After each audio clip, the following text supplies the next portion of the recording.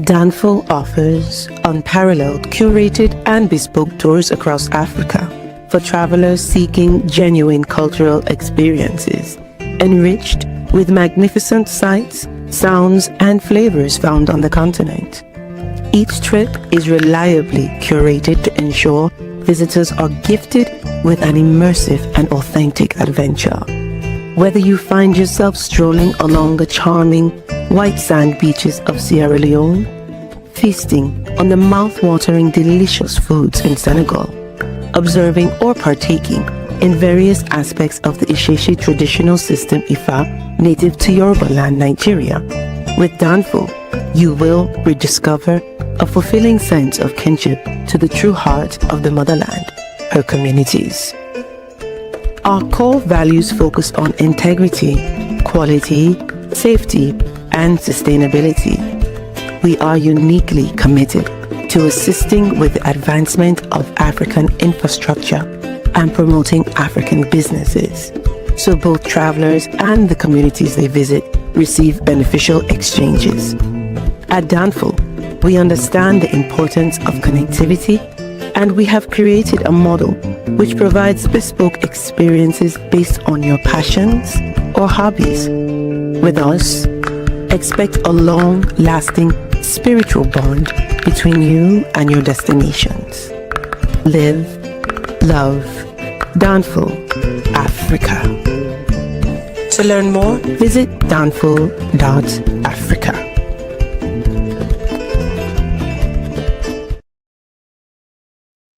Peace, family. We are live again. Dynasty Mirror Search for Uhuru. Thank you all. Thanks so much for joining. Hit that like button, and please hit that like button. Also, make sure you share and make sure you subscribe. I will greatly appreciate it. Got a couple of announcements. Announcement number one: we are rolling to where are we going? Where are we going? Where are we going? Where are we going? Where are we going? We're going to Senegal. We are going to Senegal. That is going to be May 9th to the 18th. May 9th to the 18th for the Jazz Festival. If you're interested in joining us, please visit Danfo.Africa. Again, please visit Danfo. That's DANFO.Africa to learn more. We would love to host you in Senegal. We are also rolling to Nigeria in August for the Oshun. Okay, whatever. I'm getting ahead of myself. I'm reading the chats. We're also rolling to Nigeria in August for the Oshun Festival. Zanzibar in September for Safari Blue, and then we're going to end it, and we're going to cap it off in Ivory Coast in Ghana in November. And also, we're going to Benin in January for the Voodoo Festival. So please visit Danfo, that's DANFO.Africa to learn more. Again, please visit Danfo, that's DANFO.Africa to learn more. We'll love to host you one of our excursions. Dynasty, this Mike Tyson vid in Congo on YouTube. Mike visits the Congo. Yeah, I've seen it. Well, I haven't seen the whole video, but I know he went to the Congo. Guys, give me 1 second.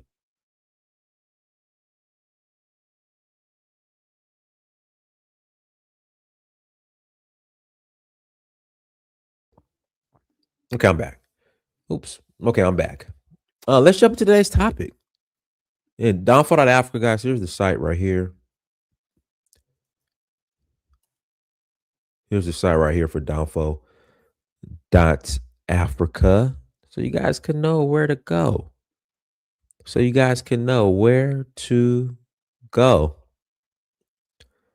Tyson ain't got no bushmeat blood. He got Bushwick blood. Some Bushwick, isn't he?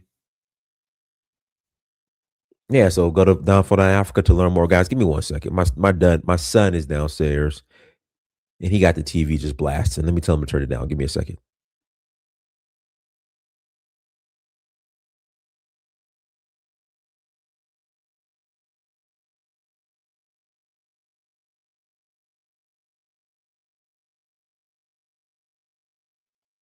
All right, I'm back. Son just got the TV blasting. Gotta tell him to turn it down. Today's topic, guys, I'll go ahead and put the link in the chat room. If you want to call in after the convo, you're more than welcome to call in after the convo.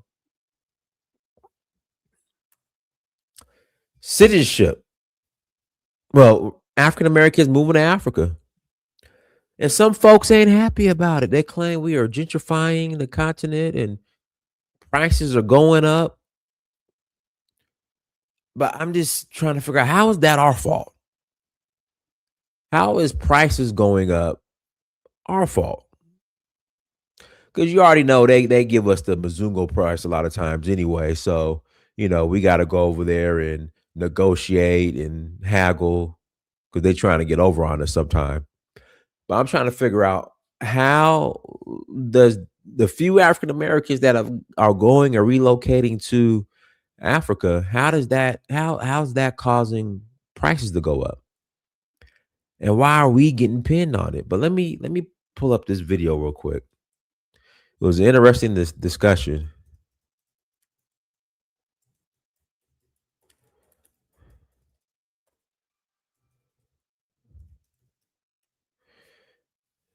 And they're saying that we causing prices to go up. Oh my goodness, how are we causing prices to go up?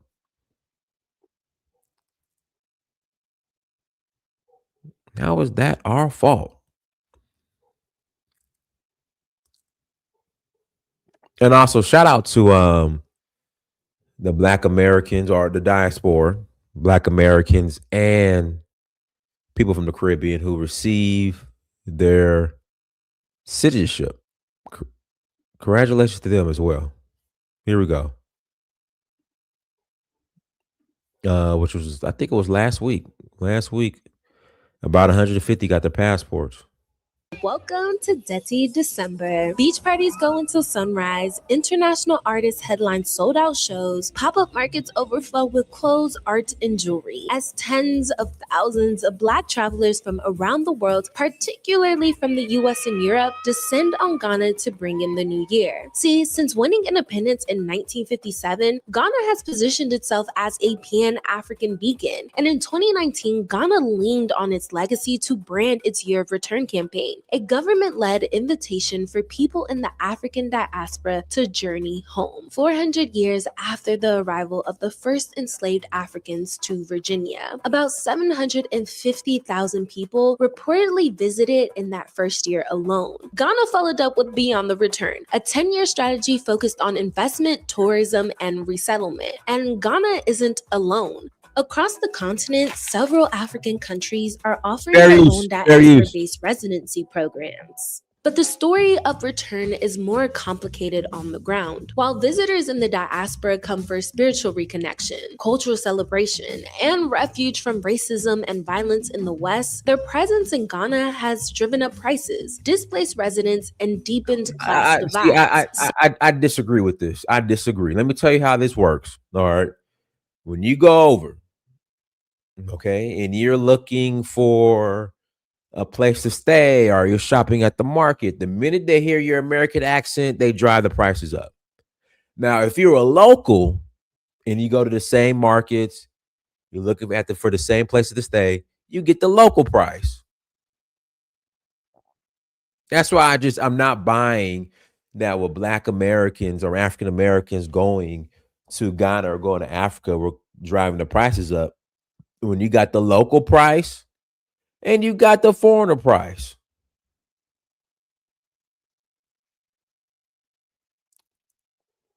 That's why I'm not buying it.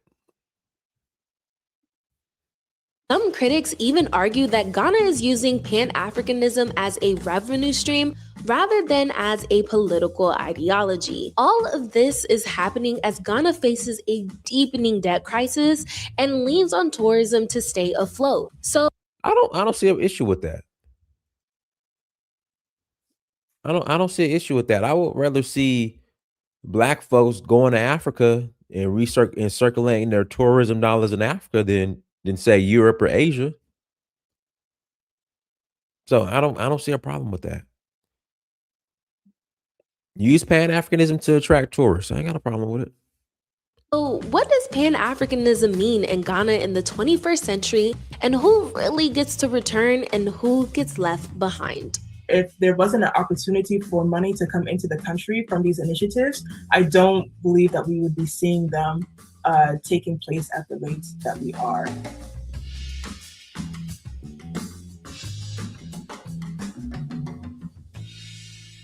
2019's year of return was Ghana's highest tourism revenue on record, and that number has continued to grow. December plays a huge role in that. Just take a look at one night out in Accra. A VIP table at a major concert can cost thousands of dollars. An after party is usually around $50. That means a single group might spend more in a few hours on tickets, bottle service, and Ubers than a public school teacher earns in a month. That's a lot of money.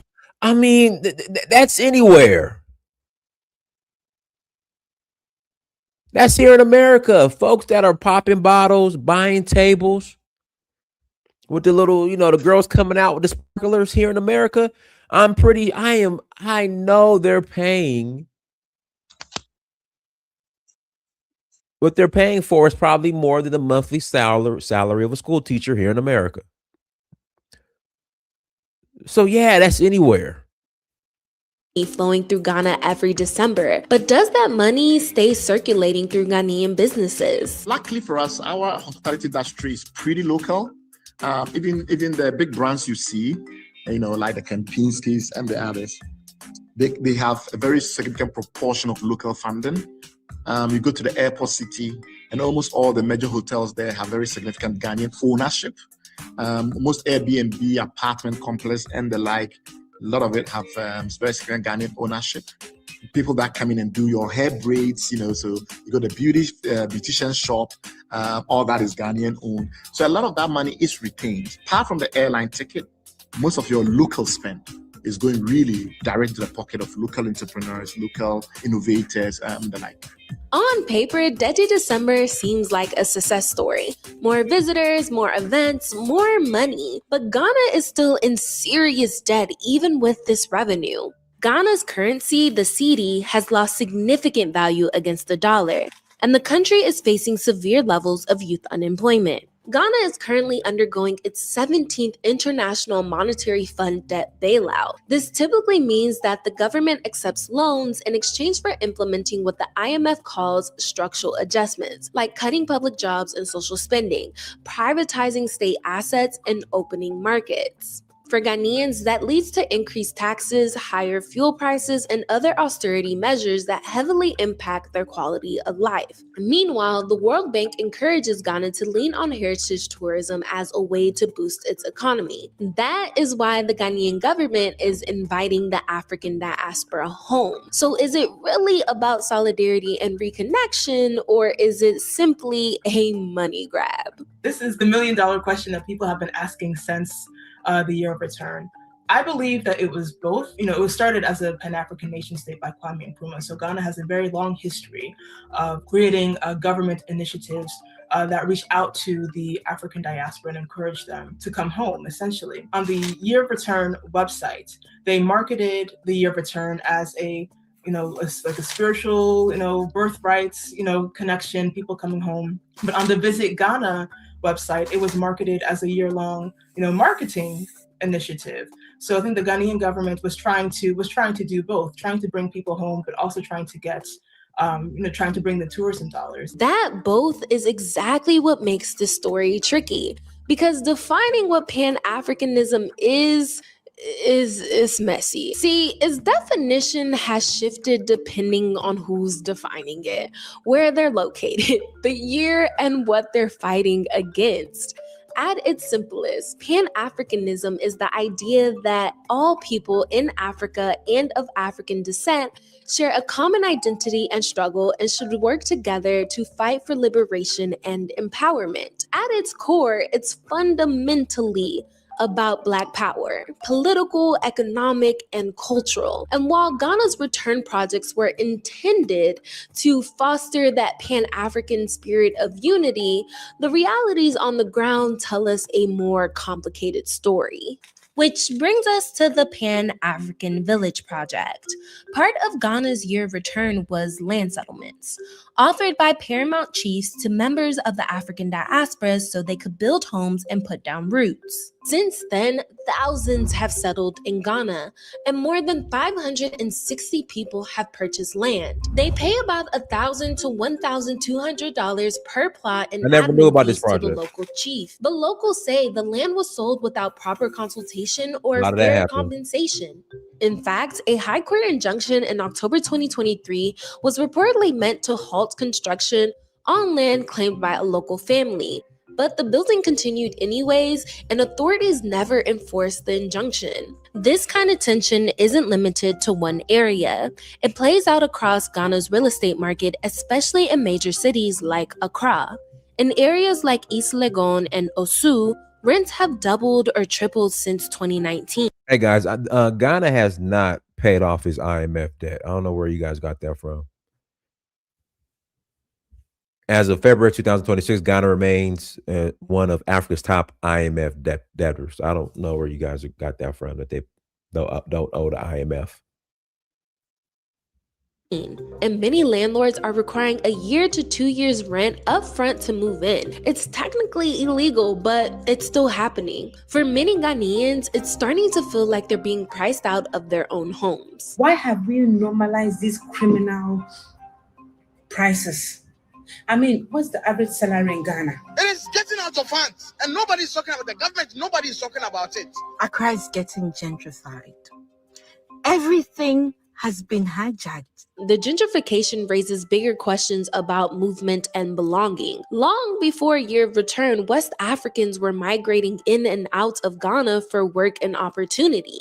This was part of ECOWAS, a now 12-country bloc founded in 1975 to integrate economies to enhance development. Yeah, guys, this is maybe parts of this is old, but maybe clips of this segment is old, but I mean this is not old. In 1979, ECOWAS introduced its first free movement of persons protocol, promising that citizens of the bloc could move freely, live, and work anywhere in the region. I know we think that more Africans are going out than staying in, but migration costs more. The more money you have, the further you can go. So most Africans tend to migrate, within the continent. In theory, a Nigerian or Togolese person should have the same freedom of movement in Ghana as a Ghanaian. In reality, that's not how it always works. Africans from ECOWAS countries often face harassment and extortion at the borders, having their documents declared invalid. I'll tell you a true story. So I was coming from Gambia to Senegal. So number one, if you have an ECOWAS passport, you should not have to pay a fee or have to get a visa if you're traveling throughout ECOWAS countries. So what a lot of these countries do, they make you pay if you're entering their country by land. So you have to pay and so, for example, I was going from Benin Republic to Lomé, Togo.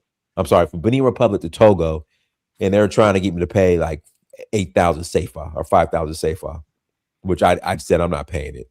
But then coming from Gambia to Senegal by land, I remember this is probably back in 2021. They were wanting me to pay 5,000 CFA, and I'm like, no, I'm not paying it. So they denied me entry. So I had to go back to the Gambian side, and then finally I just came back and gave the guy the 5,000 CFA, and then went about my day. But yeah, there's a lot of that going on.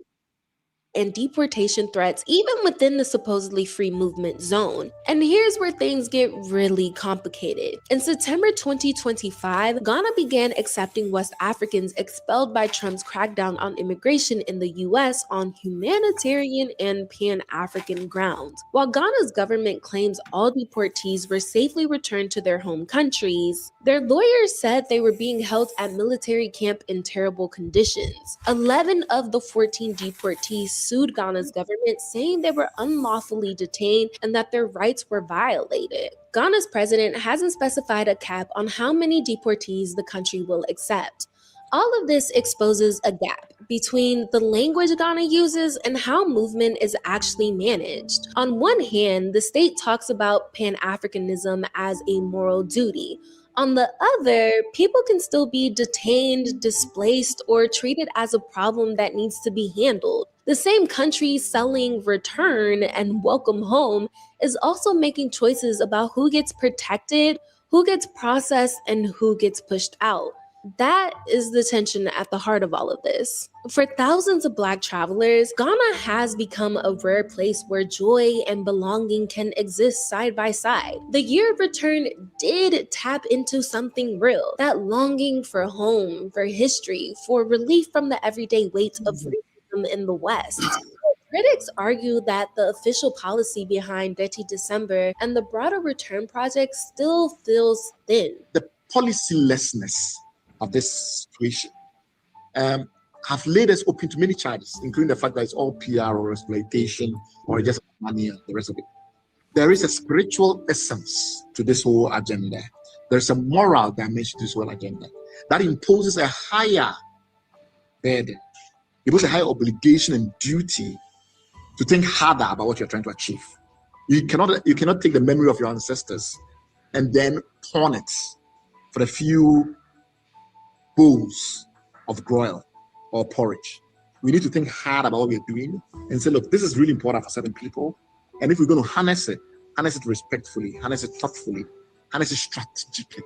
Ghana's model is spreading as other African countries are launching their own return campaigns. Whether this becomes a blueprint for a Pan-African connection or just another tourism strategy depends on the choices that are being made right now. All right, go ahead, Afro Man. Unmute yourself. Hello, good evening, Yeah. good morning, good afternoon, wherever you guys are. Dynast, thank you again for another, I would say, very topical issue.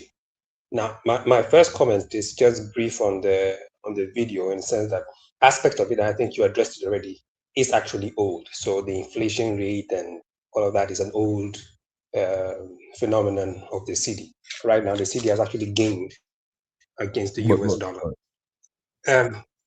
But the substantive issue that I want to raise is on the issue of gentrification. Mm-hmm. From my experience, it is even the African Americans who are pushing that narrative that somehow the influx of African Americans, Dirty December, relocation, etc., is driving prices up. That's simply not true. Prices are going up not because, not because of African Americans. Prices are going up because of two factors mainly. One, increasing incomes in Ghana. People are getting wealthier. That's number one. There's a growing middle class inside Ghana. Secondly, you have a large number of Ghanaian diasporans living outside of Ghana, specifically the US, North America, and Europe, okay, who are sending money back. Many of them are relocating, buying up property, building, investing in Ghana, and that is increasing demand in Ghana. African Americans are just a small fraction of businesses and of business owners and investors in Ghana. There is a very tiny fraction. If you look at the mansions coming up all over Accra, it's not owned by African Americans, it's owned by Ghanaians, okay? And so that notion, that narrative that African Americans are driving prices up is false. The second issue that I want to raise is on the issue of Pan-Africanism and how we should view the granting of citizenship. Okay, I am one of those who are happy that African Americans are coming back to the continent, relocating, investing, and getting to know their home. But I think we need to be very cautious because there is room for abuse. I don't agree with this blanket granting of citizenship. I was never in agreement with Blacksit, our sister in Gambia, when she was speaking about automatic citizenship in the Gambia. I was never in agreement with that. And I noticed that in Ghana now, the recent citizenship application process was riddled with some controversy. They had raised their price. Yes. Go ahead. I'm sorry. Hello? No, go ahead. Go ahead. Okay. All right. So they had raised the price from, I think it was just, a pittance to 25,000 Ghana cedis, which is roughly about 2,200 US dollars. And the diaspora was complaining that this was too expensive, it was a money grab, and Ghanaian authorities are simply milking African Americans. And they were questioning why they were required to submit DNA test results, which I find it to be quite funny. Because if you are applying on the basis of African descent, how do we determine that you're African descent or not if you don't have a DNA test? Okay? Because we know that people will fall through the cracks and abuse the system. A case in point is Rachel Dolezal, who fooled African Americans that she was black when she wasn't. Okay? And so we know that people who are not black, okay, can fake it and apply. So I don't know why African Americans were up in arms. Hey, Afro man. I would love for Kamala Harris to take the DNA test. Well, that's a good point. So if somebody with her background says she is black, because she could easily pass as black, okay? And we have many people in the community, okay, who could pass as black, who even are accepted as black because they have been identifying as black all their lives, but may not be black, okay? And so take, for instance, Rock Newman. I don't know how many of you know of Rock Newman, okay? I know Rock. Yeah, I know Rock Newman. I know Rock Newman, yeah. Okay, good. All right. So he has been identifying as black, okay, for hold on, Afro man. Hold on. Are you saying Rock Newman's not black? Of course he's not, Donis. We all know he's not black. Are you serious? Elvis. Hold on, Elvis. I didn't know. I thought he was light skinned. I thought he was just hella light skinned. Are you serious? No, he's not black. Exactly. Come on, Donis. Elvis, hold on, Elvis. Hold on, Afro man. Hold on. Before you finish.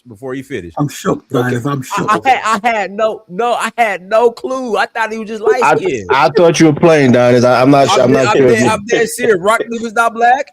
He's not black, bro. No. Oh, everybody knows that. I didn't know that. I had no clue. All right, go ahead.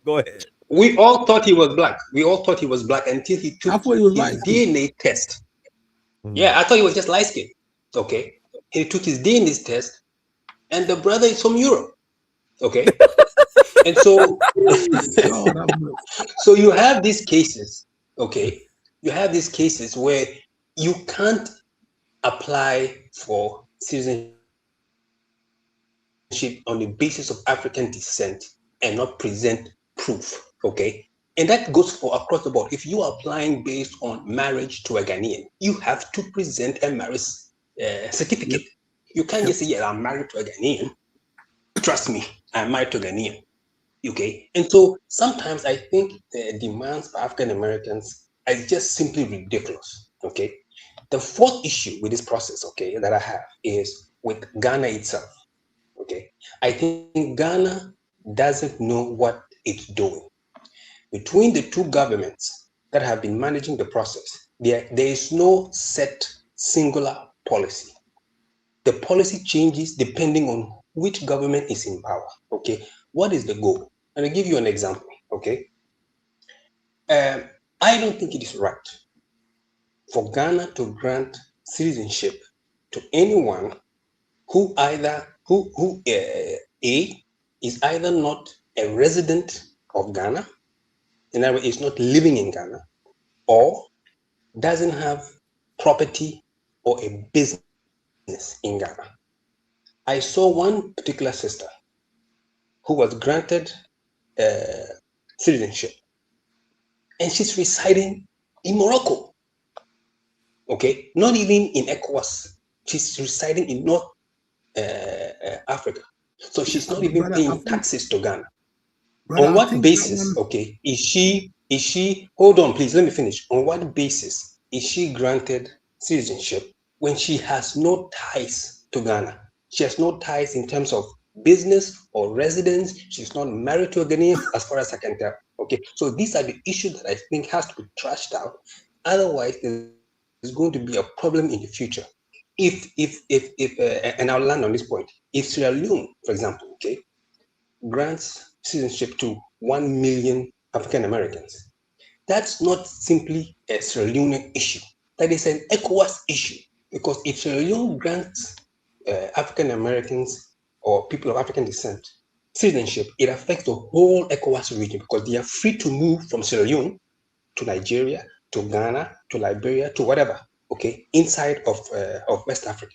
So even there has to be a regional policy. Otherwise, we're going to end up with what is happening in the EU. Germany has a grant citizenship. They move from Germany to England, or they move from Germany to Sweden, all of those things. And so you have to actually have a common policy and a common goal that is as to what we want to achieve. I think that's what I have to say for now. All right, go ahead, Elvis. All right, Donis, I got thank you, Donis, and hello to the panel in the chat. I got a question for you. You did your DNA test, right? What percentage of your DNA says that you're white? You have white ancestry. It was should I pull it up right now? It was like 11%. Because I show you a picture of Rock Newman in the back chat. I don't know if you know. Well, I just had the video up. I just pulled the I know who he is. I just pulled the picture up, but I just. No, I'm saying that picture shows you that he's clearly white. That's why I wanted you to see it. I know to Hausa. No, I know how he looks like. I'm very familiar how he looks like. But again, it's just like kind of like with Richard Dolezal, you know, it's just Rock Newman was so protected by the black community to the point where if you said that he was white, you know, folks come after you. But I never knew he took the DNA test. I had no clue. Yeah, interesting. That's what I'm saying. If you could share that picture, because let the chat decide. I already had his picture up. Like I already played a video. I had his picture up while Afro Man was talking. Like I shared the screen. There's very fair-skinned Africans on the African continent right now. They just don't let them leave. They don't let them out. Not to change the topic, but what percentage of you have to be black before you can be considered black? Is it 50% or more? Because anything under 50%, can you really consider that person black? That's the question, right? So what Sierra Leone was doing with their new DNA requirements, they had to be 50% or more. Right. And that should be the threshold. But African Americans in America, they'll claim somebody who's maybe 40% black or even 30% just because they're light skinned. Maybe 5% black, like Kamala Harris. So okay. All right, we're not going there. Let me just get to this whole Ghana thing. Look, I think we have to give Ghana a lot of credit because they are put in this position based on what they've done in their country and the stability and the development that they've had in their country that makes them attractive for the diaspora to want to go there. So unlike other African countries like Nigeria, who should be in that position, but don't have the Pan-Africanist pedigree, you know, to really put forward a Pan-Africanist message, and plus the instability in the country also is stopping a lot of African Americans from being attracted to Nigeria. So Ghana has been in a good position, you know, to kind of lead the Pan-Africanist wave back to the continent, especially in West Africa. But one thing I will say is that, like the brother, I think the girl was saying, not the brother, but Afro Man was saying that most Ghanaians probably don't know the source of the quote unquote inflation in prices in terms of housing and cost of living in the city like Accra, because they're not doing the proper research. They see a lot of, you know, quote unquote foreigners or diasporans coming back and they quit the higher cost of living to those people. But like he was saying, the more wealthier people become, the poor people have to kind of move out because life becomes, you know, unattainable in that city. And it's like that here in the United States and in other places. But it's actually a sign that the country is progressing and becoming more prosperous because more people can afford, you know, to live in more expensive neighborhoods and prices of things tend to go up. But I will say this in terms of criticism about Ghana, and Dennis was making a point to it, that when it comes to freedom of movement and work, you know, especially working in Ghana tend to be more protectionist and nationalistic, you know, in regards to other Africans trying to get employment in Ghana. And most people may see that as maybe some form of xenophobia or discrimination against the fellow West Africans who are kind of living and trying to work in Ghana. And I have Liberian friends and associates who complain about it, that when they were in Ghana, they had qualifications and higher degrees, and Ghanaians told them plain blank, unless there's not a unless there's no Ghanaians that can do this job, you're not going to get a job here. You have to go back to your country and work there. And it rubbed a lot of people the wrong way, not just Liberians saying that. Other people say that about Ghana. I think CD here has a similar sentiment about Ghanaians being so protectionist when it comes to their country. So that's my only criticism. But I applaud them for being an attractive place for the diasporas to want to go and live, because they're stable. The economy is really fairly good in that region, and they seem to have a lot of development, a lot of smart people in Ghana. So that's to their testament. And then lastly, I would say this, right? I think I'll praise Liberia for once. Liberia has a citizenship that doesn't require you to be from that country, quote unquote, because again, it was a country founded as a refuge for all Negro descendant people. So you don't have to take a DNA test, to show that you're from there, you're from one of the ethnic groups. I don't know if Ghana has that. I think somebody was mentioning that if you have to have a lineage from there. I think Sierra Leone has the same thing. So Liberia has no. You could just you can naturalize if you stay there a certain amount of time. Doesn't matter if you're Lebanese or Indian or whatnot. So yeah. Okay. Yeah. So kudos to Liberia is the only country that has a Negro clause. But go ahead. Yeah. So but I mean, I want to hear Lewis and other Ghanaians, because I think the xenophobia or quote unquote discrimination against other Africans working in Ghana in particular is troubling, because the ECOWAS really passed a law that allows people to freely move across countries and work in countries. But Ghana tend to be more of a hassle for other West Africans to work in that country. But thank you, Dennis. I'll pass the mic. All right, go ahead, Lewis. Yeah, if I can just say, I support most of what Afro-Man said. He made very good observation.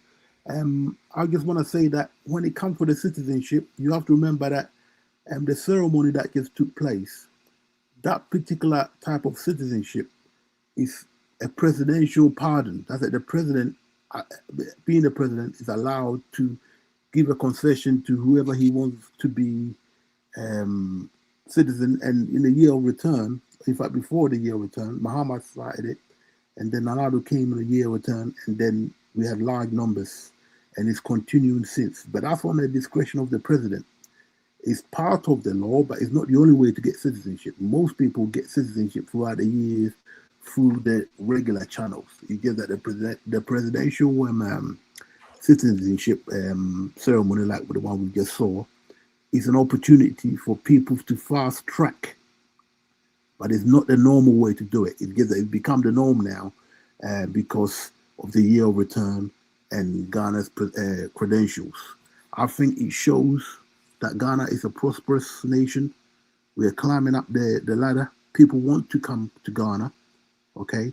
And as far as I'm concerned, all we got to do in Ghana is build infrastructure. Build a basic infrastructure, electricity, roads, plumbing system, and people will come. Black people will come, because black people are fed up with the West. So all the Ghana government, whoever comes in, all they got to do is concentrate on doing the basics. Water, electricity, roads, infrastructure. That's all you got to do. And we will get there.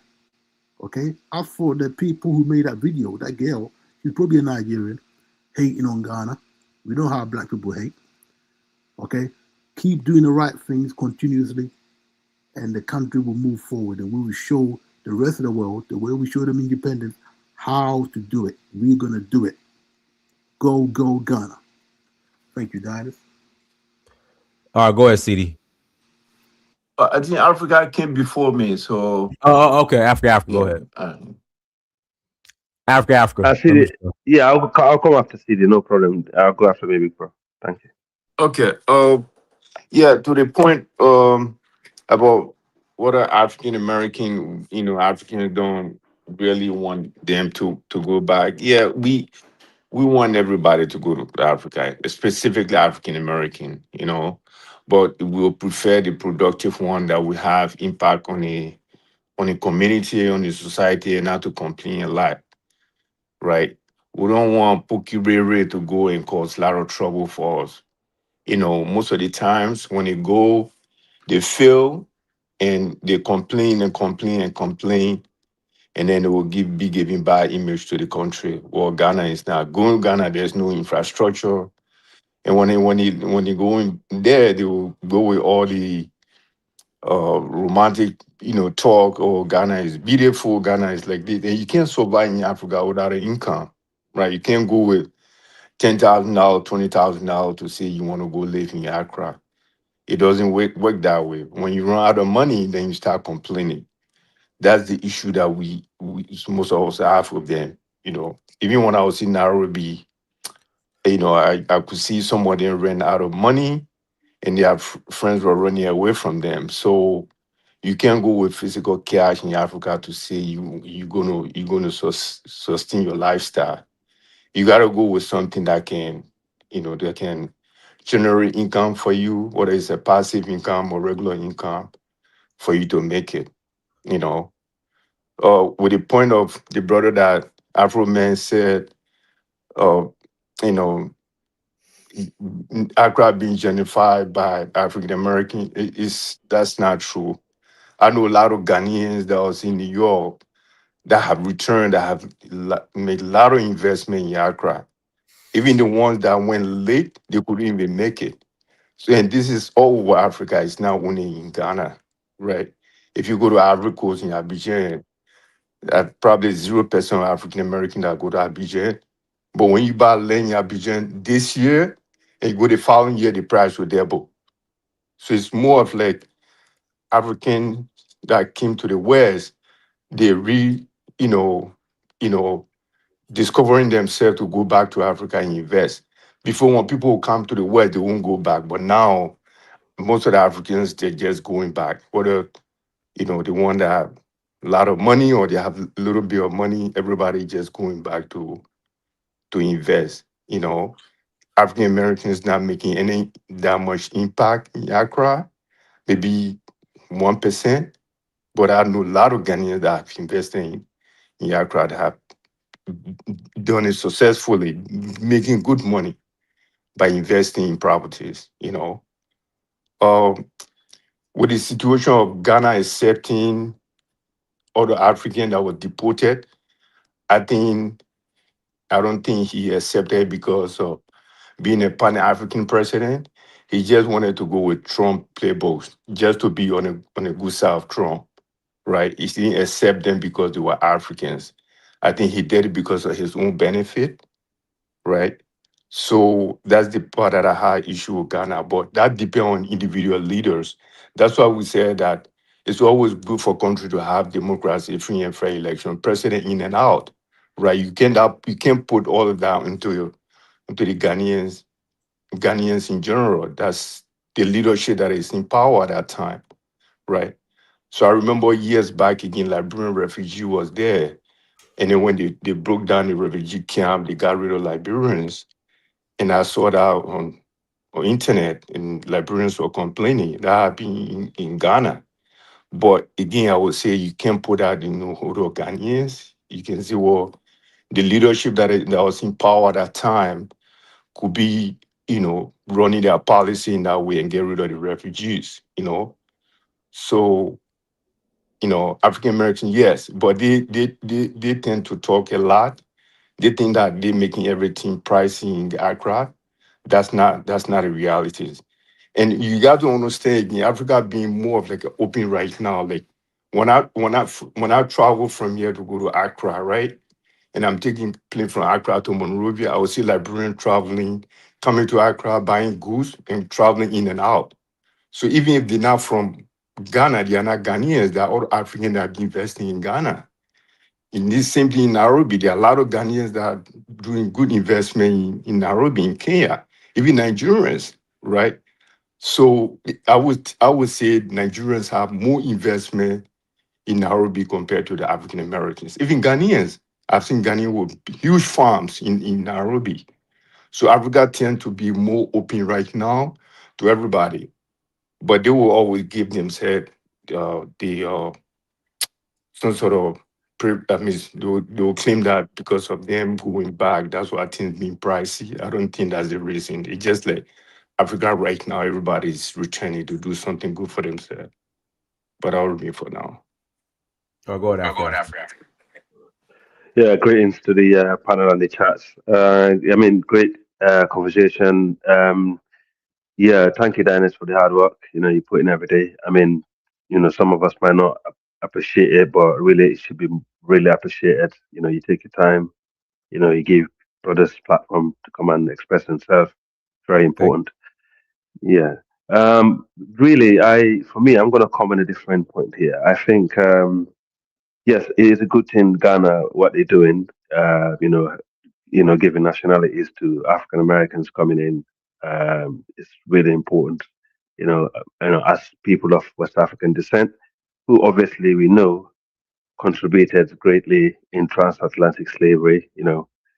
I give them credit for doing that, but and also trying hard over the last few years, the Ghanaians in the diaspora, going back to their homeland, building, helping their country develop. You have to give them credit. And I mean, I live in the UK. We have a very good, strong Ghanaians, Sierra Leoneans, Nigerian diaspora who have kind of done right for themselves, and some of them are focusing on, developing their country, regardless, the condition that they have, in terms of governmental level. My my my take on African Americans coming back home to West Africa, I always go back to Sierra Leone and Liberia, back to the roots, okay? And for me, I think Ghanaians have done well in terms of the publicity. They have marketed their country well, to a point where they have attracted, people to come in, like they return, home and stuff like that. But I can imagine, they also doing that for their own economical benefits, because the more African Americans coming in, probably like the brother Afroman was saying, he said most of the properties are built by Ghanaians. Having African Americans coming in and paying decent rental income, to them, and also that's good income for them that live in the diaspora who are building properties. And also, some of the African Americans are coming into Ghana, opening companies, employing locals, that contributes also. And I mean, if you compare that to the average Indian man or Lebanese who have a shop in Ghana, you probably, you give the African Americans kudos, because I've spoken to a few that went over there, opened small businesses. They probably employed, one way or another, indirectly or directly, our local Africans. But if you go to a Lebanese man shop or Indian man shop, you hardly find any Africans working in there. Okay, it's mainly their family or their own Lebanese people working there. So, and yeah, and also when you talk about Ghana, in Sierra Leone and Liberia, Elvis, where I agree with you that, they do come across quite xenophobic after the war, when we had war. I've never been to Ghana, but what I heard from one of my Liberian friends, Philip, very decent guy. I know him very well, we still communicate. His experience in Ghana wasn't really good. And some of the Sierra Leonean people that went to Ghana after the war wasn't really good. And what they find out that other foreigners were treated better, like the Lebanese and the other groups, better than their own African brothers. And I remember as a young child in Ghana, in Sierra Leone, we used to have a lot of Ghanaians coming into into basically they used to come to Sierra Leone to hustle, and they have jobs, opportunities. They're very welcomed. We treat them as brothers. I'm sure it was the same thing for Ghanaians that migrated to Liberia at the best times. For me, I think in the long run, we should actually advocate for African Americans to actually have some form of reparation in West Africa by going to the ECOWAS, if they're still functioning, and ask for a land, a piece of land, because I think Liberia was a great mistake. And I think also it was a great mistake of majority of the African Americans going to Ghana instead of going back to Liberia, and fix it, because Liberia got everything that Ghana got. They already had the foundations there, okay? And they're very similar in cultures in different ways. So, and Sierra Leone, they could actually go there and transform those countries and assimilate again and learn from their past mistakes and rebuild these countries. And, then they can have a great foothold, in the region and actually work together, because they have done it before until things went wrong. Okay. And So yeah, I think it's a positive overall. That we're helping our African American brothers to repatriate in the continent, and I think it should be done. And also we should be careful, in terms of processing the people who are coming in the continent, who making sure they are people who are actually adding a lot more value, to the region. So these are the things that we need to look into also moving forward. But I think 100%, I think Liberia and Sierra Leone should be looked at again, and also the ECOWAS should be lobbied heavily and see if they can actually expand some form of agreements around the Manu River Union or somewhere in West Africa to add more land for high value African Americans to move in and transform the region and the continent. I'll pass it for now. Thank you, Daniel.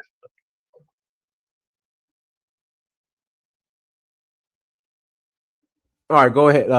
1 second. Go ahead, Kofi, then Invisible Man. Go ahead, Kofi. Unmute yourself, Kofi. Hello? Yes. Yes, sorry. Did anyone see that Pan-Genius interview with Mr. Nicholas Hudson? He's the one who exposed the West Manifesto on Africa. Anyway, he's saying that these domestic bonds that countries, third world countries, are borrowing from the IMF is, sinking their economies, and pretty much whenever they want to move towards a certain sector, like manufacturing, they're not able to, because the IMF dictates where and what they do with the recovery of that loan. And they pretty much can't go into industries like manufacturing.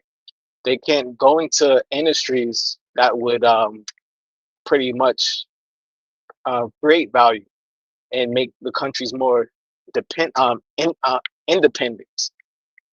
Every time they take out these bonds, right? I believe Akufo-Addo took out about 3 billion, and Mahama, he took about $1 billion out. And Mahama hasn't taken any.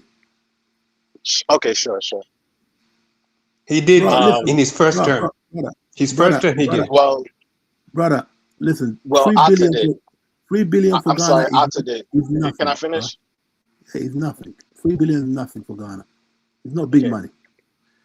You could spend about $50 million to transform the manufacturing sector, and it has never been transformed whatsoever.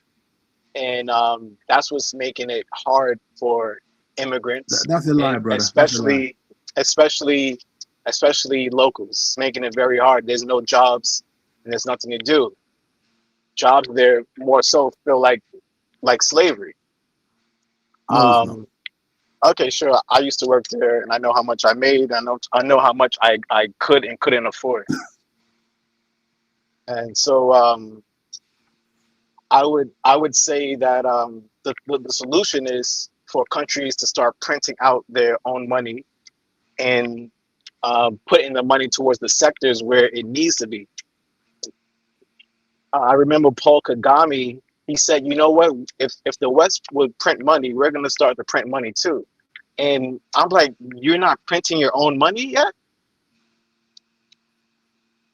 And that's the problem. Print your own money, flood the sectors. Printing the money is not really an issue. Most countries globally don't even print their own money. But they're not doing it. You need to print your money and flood those sectors and make them strong. And if you're not printing your money like the West is, then you're just going to sink, and you're going to be more controlled by inflation, the West. And the money becomes worthless, bro. You don't know what you're talking about there, brother. Let that go. Inflation doesn't exist to the West, and the West says, "Oh, your money's going to inflate," and the West prints their money and it inflates, so they're laughing at you. We're talking about our situation, not the West. They've got the industry. Well, our situation is my situation because I'm a citizen of Ghana and my children are Ghanaian, and I want a better future of them. And I'm saying print more money. On it, brother. We're working on it. Okay. Well, Yeah, can you print the money or someone else will, right? So another leader will come and sack the entire thing and do what they're scared to do now. No, it's a continuation. Governance is a continuation. Okay, there's many ways to create money. You have brother, you have cryptocurrency, and you have all types of currencies to value your own natural resources and your people. Brother, yes. There's no excuses now. Louis, stop interrupting him. He's a fellow Ghanaian. Let him have his opinion. There's no excuses now. Another thing is, casting out Black Americans moving to the African continent, saying we're causing gentrification. That reminds me of Liberia. When I read the Tolbert's book, when I read the wife of William Tolbert's book, these people were struggling to make money. These people were struggling. So when Black Americans come and live in Ghana, we are also struggling too. There's nothing our currency could do. The amounts of centuries that we missed from Africa, we're now coming back and we're family poor. We don't have no numbers. So someone like my father, he'll stay in Ghana, and once I leave away from him, he's not protecting anymore, where his money could be stolen. And that has happened. So this rhetoric that we're rich and that we're and calling us whites is very dangerous. And now I understand what Jewish people have to go through. And that's all. Thank you. Hey, Dennis, can I just quickly make a point? Okay, you got a minute. I got past the Invisible Man. Right. Those Western countries cannot be compared to us because they are way ahead of us and they are former masters. Okay? They have an unfair advantage no black guy could catch up with in 100 years. It's very simple. Yesterday, the increase of royalties went from 5% to 12% by a law. By the end of the year, Ghana will be in a position to own wholly most of the gold mines in the country because the contracts are coming up. That's how we increase our wealth, okay? And it's not just for gold, it is for all the minerals coming out the ground. And now the other African countries are copying it. That's why the Western world, we're pressurizing Ghana not to do that, but we're going to do that because that's the next stage forward. Also, the investment in our countries are increasing. South Korea are investing big time in Ghana, not just in automobile, in the manufacturing of TVs, shipbuilding is coming on board in Ghana. You hear what I said? Shipbuilding. We've got the manganese, which we're going to turn into steel and aluminium to build ships. That's why the president of Ghana was in South Korea only yesterday. Original talk started with Nana Addo. Now Muhammad is continuing with it. It's a continuum. We keep doing the right things long enough and the bird will lift off the ground. Okay, so there is certain ways we got to play the game until we get to a certain level. So people shouldn't panic. But at the moment, Ghana is doing the right thing. And the whole world has got their eye on Ghana. So the president can't cock up. Because the black world won't let it fail. It can't fail. Okay. Let me pass the mic to let me pass the mic to Invisible Man. Go ahead, Invisible Man. Invisible Man, unmute yourself. Okay, so I wasn't coming up, but I heard the discussion about Rock Newman. Okay, and go ahead. I think the conversation around that draws a bright line between what Americans, Black Americans, believe who is Black and what others that are not American think who is Black. Rock Newman, because in America, you are considered Black if you have any Black ancestry. And the other thing that came to my mind when that discussion was happening is it also draws to the reason that Black Americans think they should be considered foundational or native Black Americans. Because when you get to discussions of people who say they are not African, they cannot come back to the continent because they are white and they have that background. And I mention him because he is so light, right? And believe that there are Black Americans that will also give him the business and say he's not Black. But that draws out the distinction. And there's no difference between, in my mind, there's no difference between Native Black Americans or those who want to say that they're foundational Black Americans. You've heard me say that my cousin is the author of Powernomics and coined the term Native Black Americans. Claude. Hey, so whatever happened to Claude Anderson? Did he pretty much quit on Black folks? I don't blame him.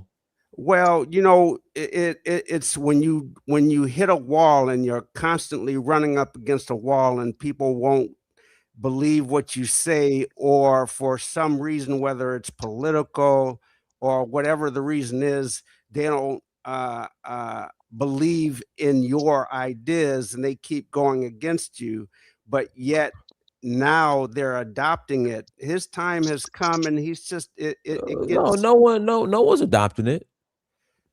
No, go ahead. I'm sorry. But anyway, what I mean, Black Americans Black people as a collective here in America definitely aren't adopting his ideas. Are not, you said? Are not, yeah, right, definitely right. Not. And that's the reason, which is why I'm thinking he just said, you know what, I'm done with y'all, right, and right, let's move on. Right. Go ahead.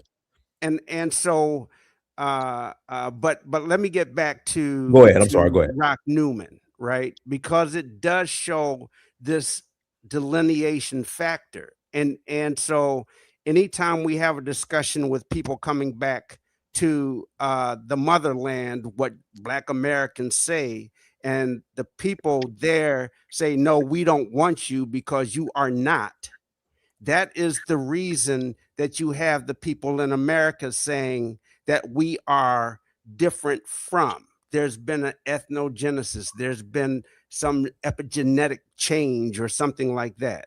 So I wanted to bring that point up, right? You've also heard me come on here and say that I'm a Smokey Robinson type.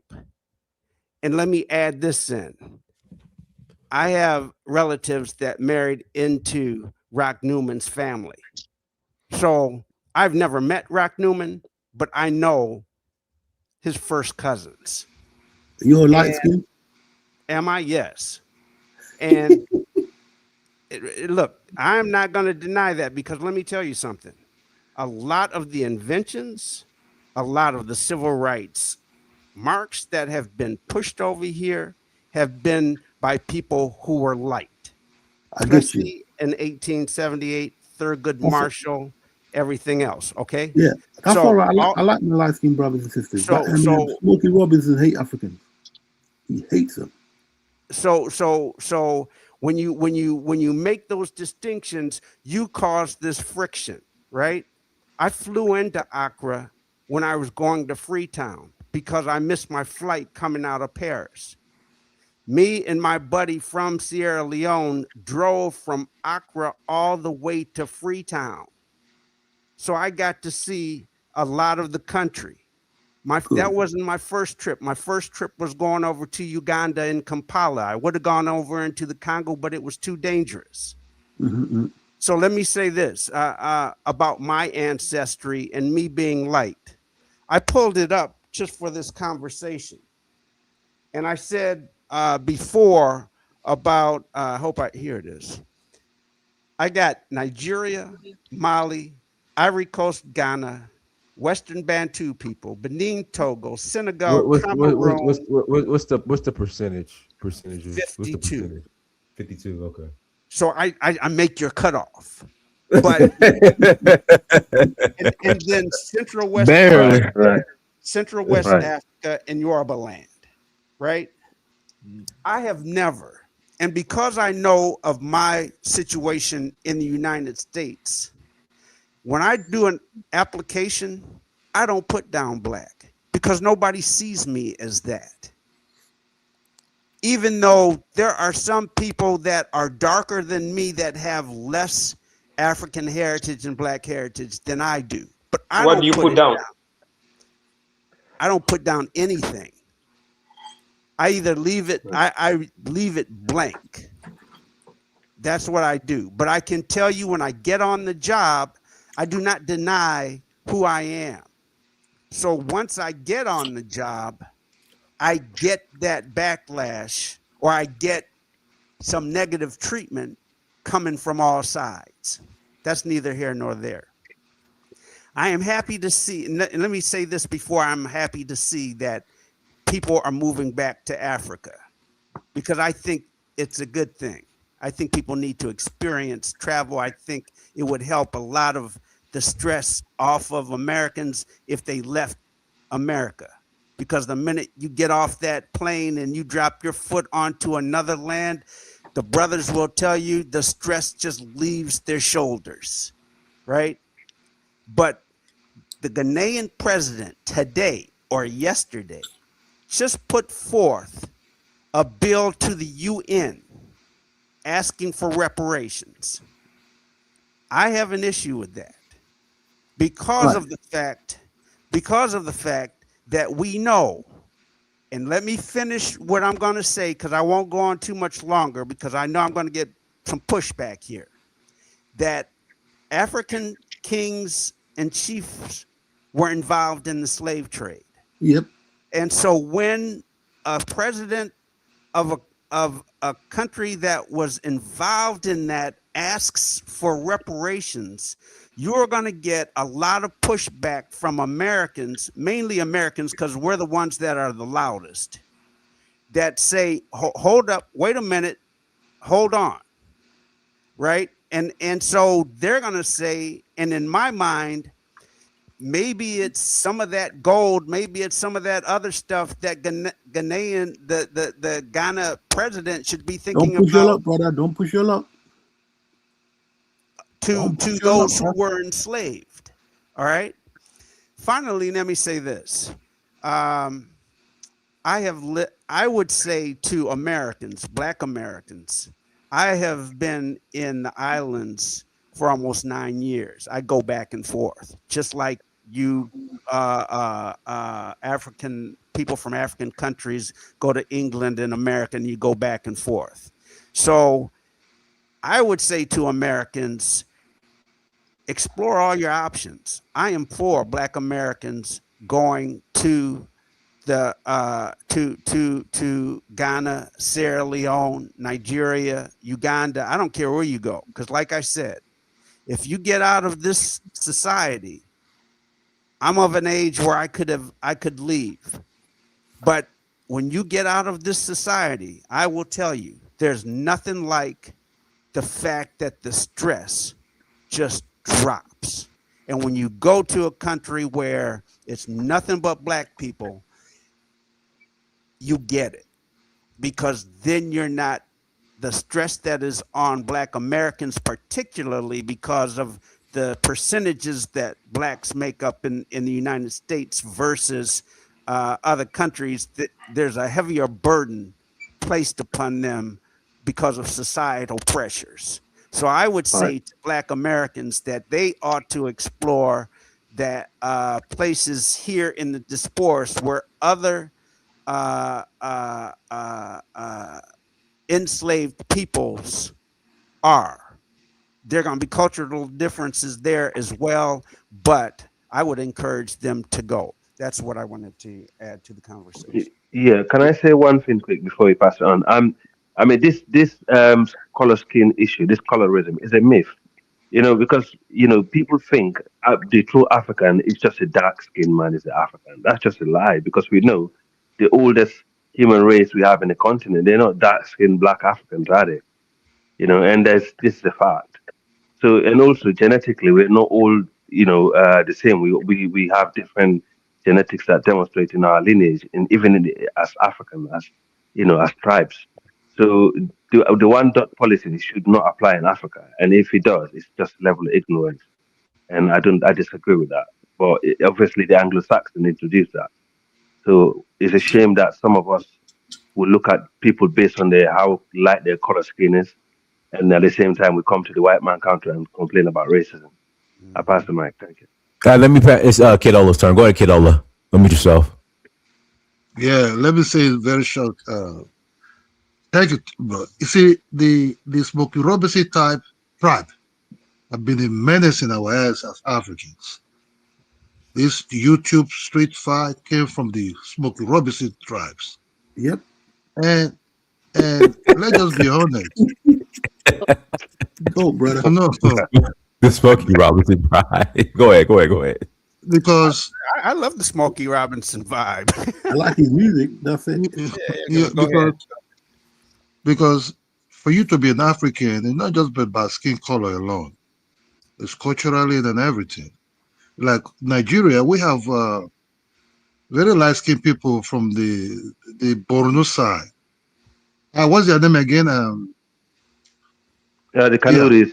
The Kanuris. The Kanuris. But the Kanuris will act exactly like a typical Nigerian mentality that I will marry and put this on my house, will be feeding me with Kanuris food, eat all kind of things. You see, Black America have a long time gone. That's a long time. 500 years, that's a long time. Culturally, emotionally, they're not too attached to Africa. They might be curious to know, okay, they say we're from here.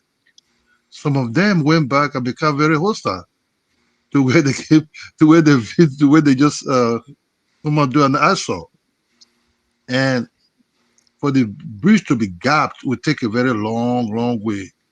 And Africans have to be very patient. Let me just say the truth.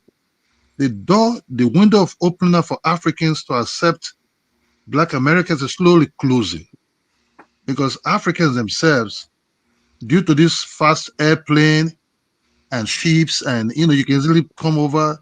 So different races have been mixing up with us also. And those races have been mixing up with us. The children of those races, they don't want to hear nothing about slave trade at all. It's not their business. They'll tell you, hey, I don't want to hear no shit about that shit. I'm African, I'm here. My dad owns this place. So bashing us or fighting each other on internet is just making it worse. That's what I just said. The problem of these people came from the Smokey Robinson tribe, because the Smokey Robinson tribe have been heavily confused. Yep. I think they have to align themselves with Mexicans or Latinos and allow people that look like Michael Jordan to have a free pass to where they're coming from. If they want to know much about Africa. Thank you, Dan. Yeah, let's remember I think that is not a good generalization to drop on. Hold on. Let's remember the brown paper bag test. Let's remember the brown paper bag test, brother. Okay. Louis, you're not part of African American society. Let the man speak. I'm just generalizing. The generalizations that you are putting out into this echo chamber called YouTube and whatever other places people come out is not healthy. So just as you say it's unhealthy because I guess Smokey Robinson did not like something about Africa. No, he hates and complains against Africans. One man. That's one man, right? The brown paper bag test. I have already said, I don't know anything about, my family has never said anything about a brown paper bag test and has never been about a brown paper bag test. No, we're talking about history, brother. And what happened? No. Because part of that is due to the slave trade and what occurred here in the United States. There's some people who benefited from that. On the other hand, where you say that the Ghanaians and the young people don't want to hear anything about the slave trade, then you should say to your own president that it should be off the table. Talking about it should be off the table for him to ask for reparations if it happened 500 years ago, and that's the position. Is he asking for reparation for slavery or for colonization? Slavery. Yeah, he's got right. He's got right to ask for slavery because Africans were the ones enslaved. But Black Americans, no matter whether they're Michael Jordan or Smokey Robinson types, we're speaking for just shut Africans up who were and not say enslaved, brother. anything. We're speaking for Africans who were enslaved. That's who he's speaking for. But they were enslaved too. Who was? Look, my family Those was African enslaved. Americans. They were Africans who were enslaved. My family was enslaved. We look. The president is speaking for his people that were enslaved. Okay, and his people stretches from Africa to the Caribbean to America.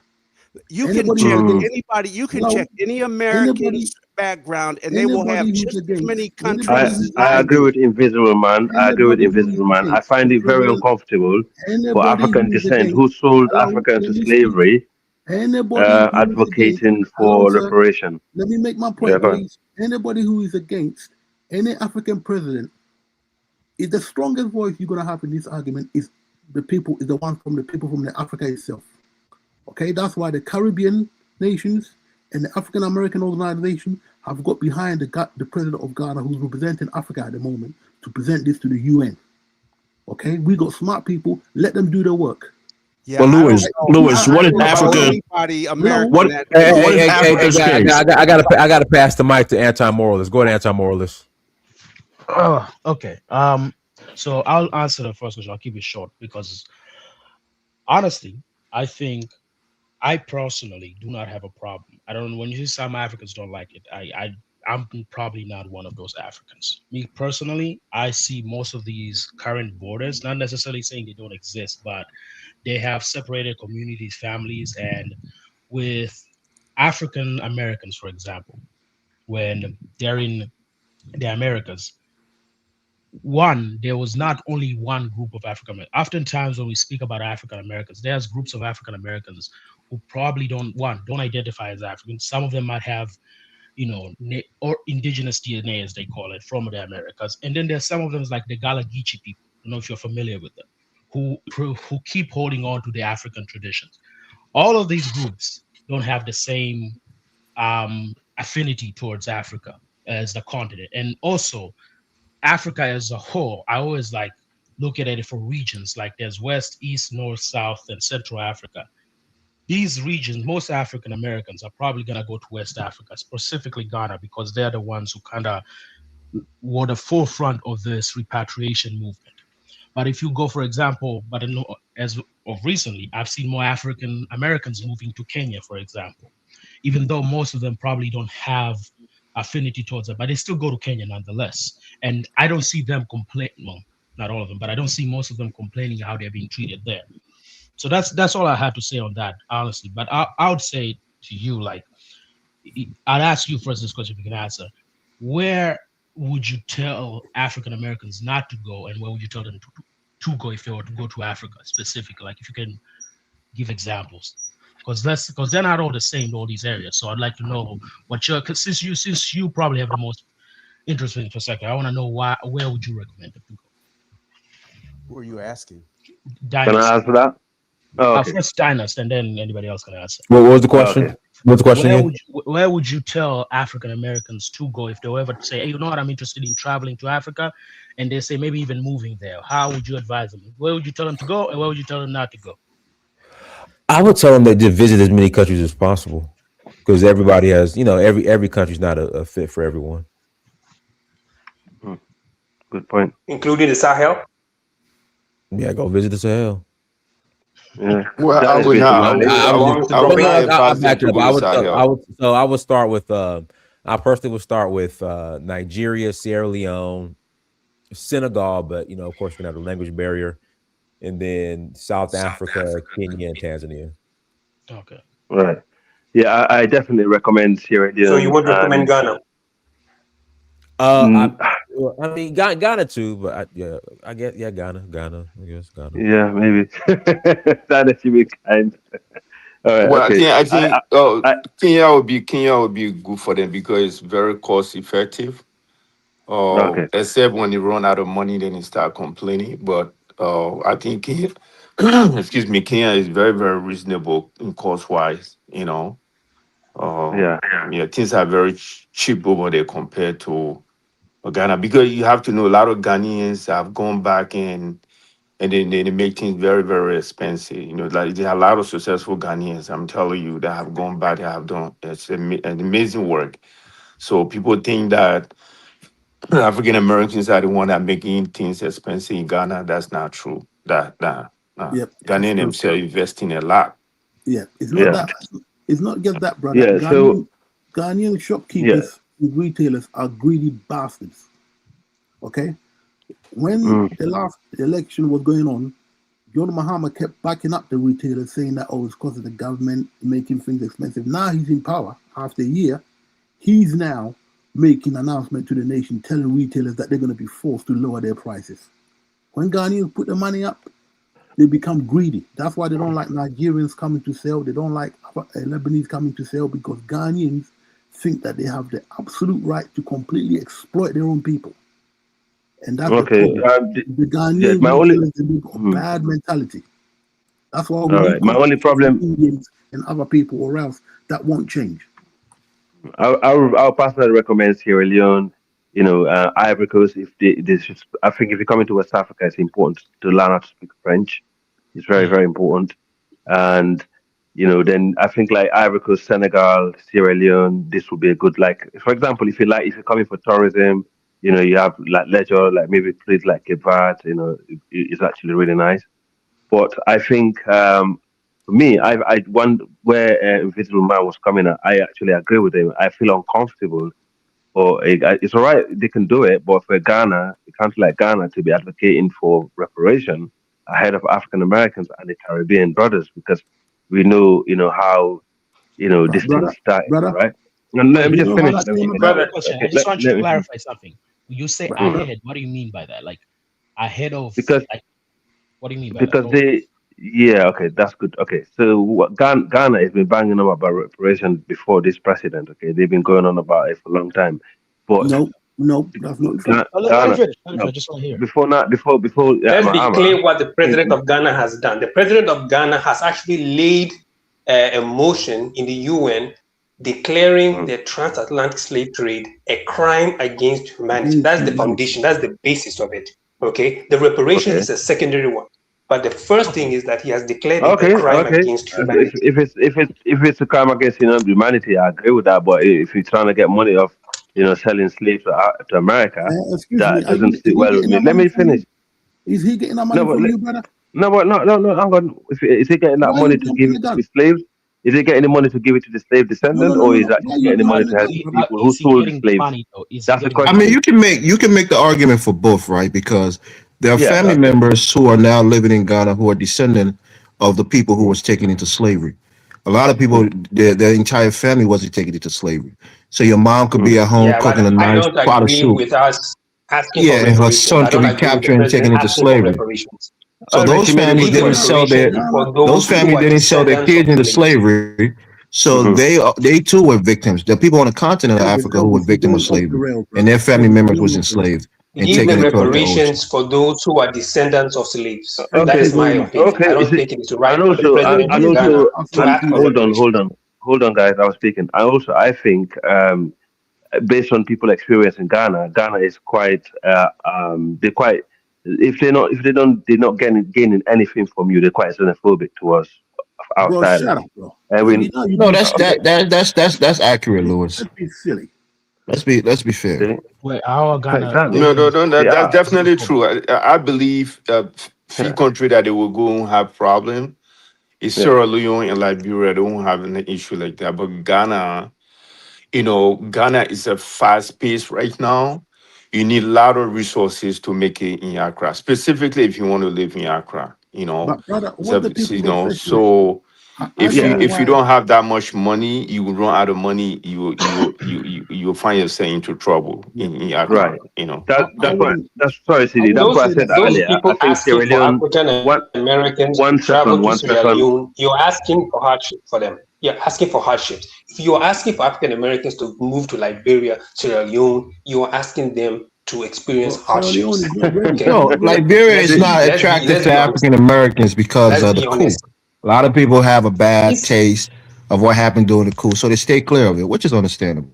Yeah, I mean, yeah, but listen to These me, are not Ghana. countries that have economies worth If talking you want to live comfortably, you can. Ivory Coast and If you Senegal. want to talk about comfort, it's going to be expensive for you in Africa, right? Let us say a city like Accra or Abidjan. I think Apartment is the Dakar same and price in Abidjan Abidjan. is more comfortable in a city than Ghana. Accra is just a Right, new but if you village. want to If make you your want to live hand a good dirty, life, it's Accra, Abidjan, and Dakar.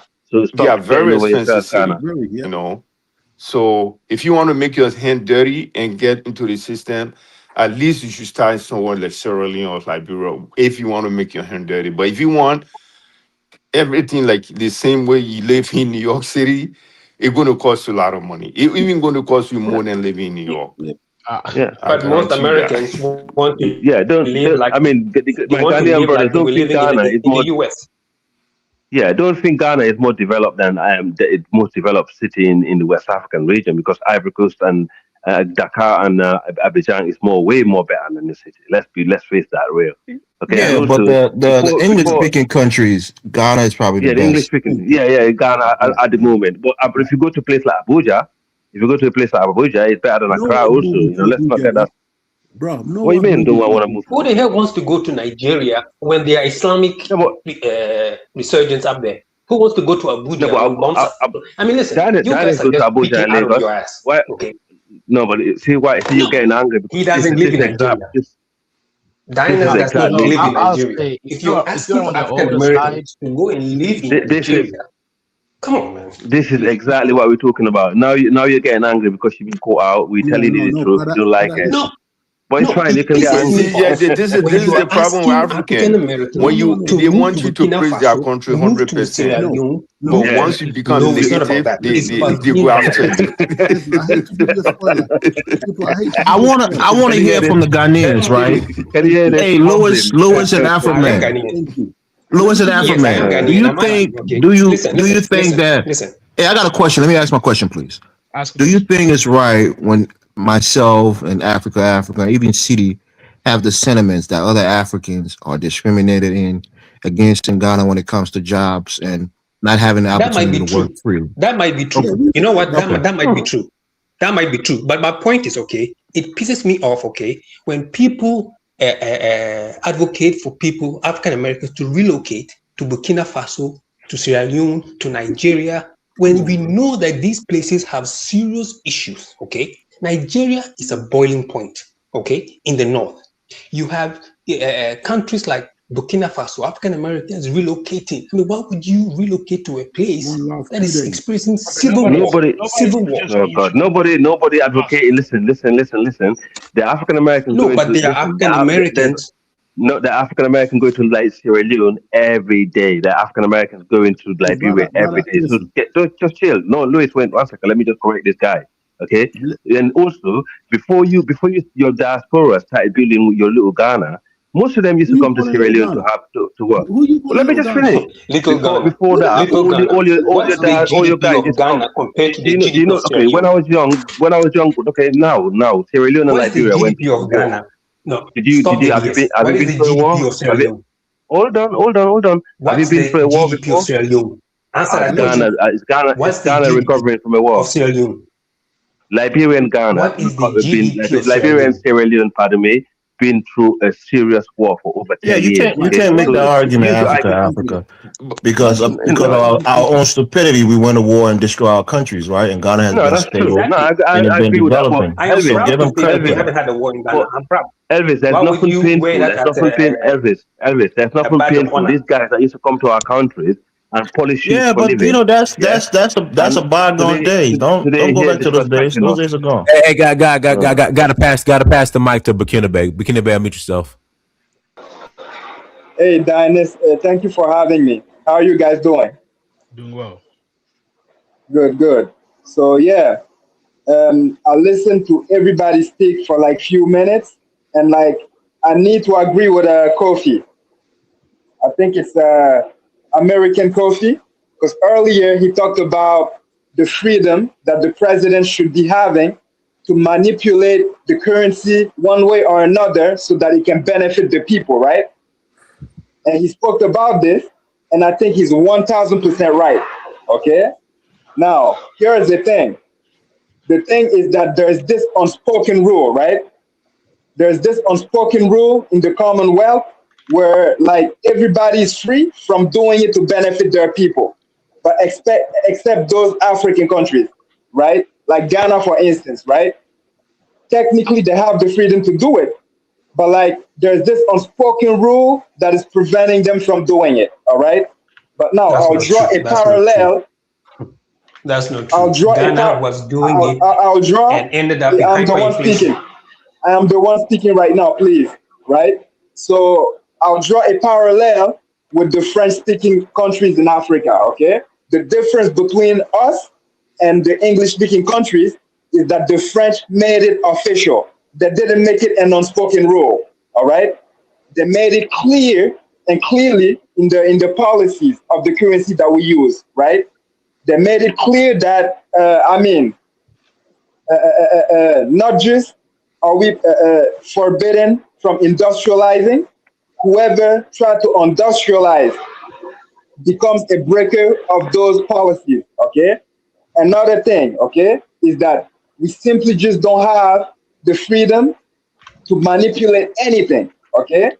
And up to 75%, all right, of the country's income, like the revenues that the country generates, up to 75% of that is shipped to France.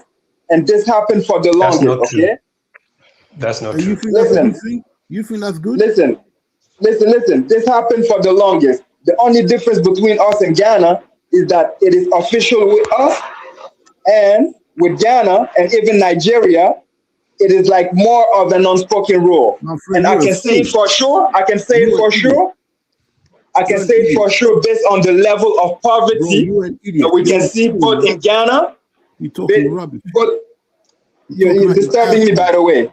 You are disturbing me, by the way. No, okay? no. Louis, stop doing that. Man. Yeah, let him speak, please. He's talking rubbish, bro. You're disturbing me, Louis.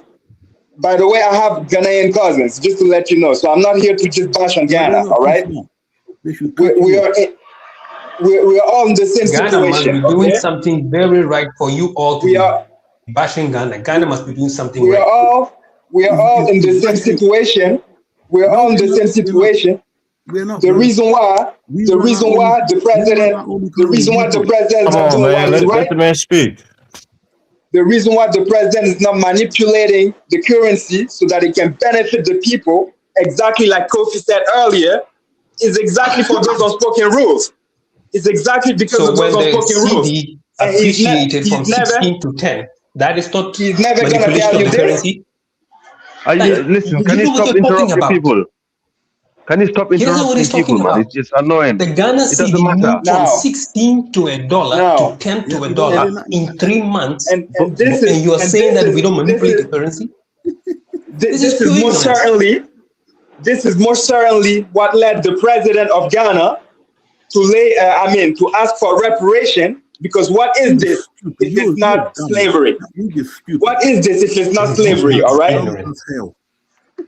A person being stopped by like funny rules, okay, from manipulating the currency to benefit his people. That hurts the people on the long run, all right? Manipulate the currency. So we did manipulate the currency. The currency moved from 16 to $1 to 10 cedis to $1. What are you talking about? Obviously, the president knows what he was doing. The president knows what he was doing when he asked for reparation, because this is slavery. You guys are still disturbing me. You guys are still disturbing me. Yeah, because you listen, I'm not here to bash Ghana. I'm speaking the truth. Listen. Ghana manipulated the currency that the currency appreciated from 16 to $1 to 10 cedis to $1. You guys are not letting me. Stop being emotional. Stop being emotional. But Kenan Bey, you have to agree. Ghana have one of the strongest currency in West Africa. You can agree to that, right? This is what I'm talking about. He's ignorant. Wait a minute. Let him respond. Let him respond. All right. So Elvis is right for what he said, okay? Because Ghana and I can even say that the English-speaking countries are doing by far better than the Francophone countries, all right? But what I'm trying to say here, I'm not trying to bash nobody. I'm not trying to bash any country. Yes, you are. I'm just speaking the truth. All right, I'm speaking the truth. Louis, might make you uncomfortable. Okay, let me respond. Let me respond to this gentleman. Okay, I'm not done. I'm not done. I'm not done. He says that Ghana failed. I'm not done. To manipulate you guys disturb me. It's wrong. You guys disturb. You guys didn't let me speak. We run. Let me speak. Let me finish. He knows Let me land my. That's why he's laughing. Let me land my plane. Wrong. He knows he's spewing propaganda for a Let me land my plane. All right. Your plane is not even flying. All right. Now, hear this, okay? I'll just use one analogy, all right? I'll use one analogy, and you guys will understand what I'm trying to say, okay? I am from Canada, right? One analogy, all right? There was a big scandal here in Canada not so long ago, right? Because like the people found out because they thought the kingship, like the British crown, they thought that was symbolic up until a certain time, right? And then it became a big scandal because the people found out here in Canada, right, that up to 400 million every year of their tax money was being shipped to England, all right? And when they found out about this, right, everybody got mad because they didn't know. They thought it was just symbolic. And so, wait a minute, let me finish. Let me finish, guys. King Charles. Let me finish. Let me finish. Let me finish. Let me finish. There's no poverty. There's no serious level of poverty here in Canada. So if they're taking 400 million from a good country, Louis, let him land. You're from. Let me finish. Let me finish. So if they're taking 400 million, all right, from a good country that is thriving, that have not so, the level of poverty is not that crazy in Canada, all right? If they're doing this to Canada, how much crazier do you guys think they're doing to Ghana? All right? How much crazier? The King of England is the King of Canada. How much crazier? No, but the King of England is not the sovereign of Ghana.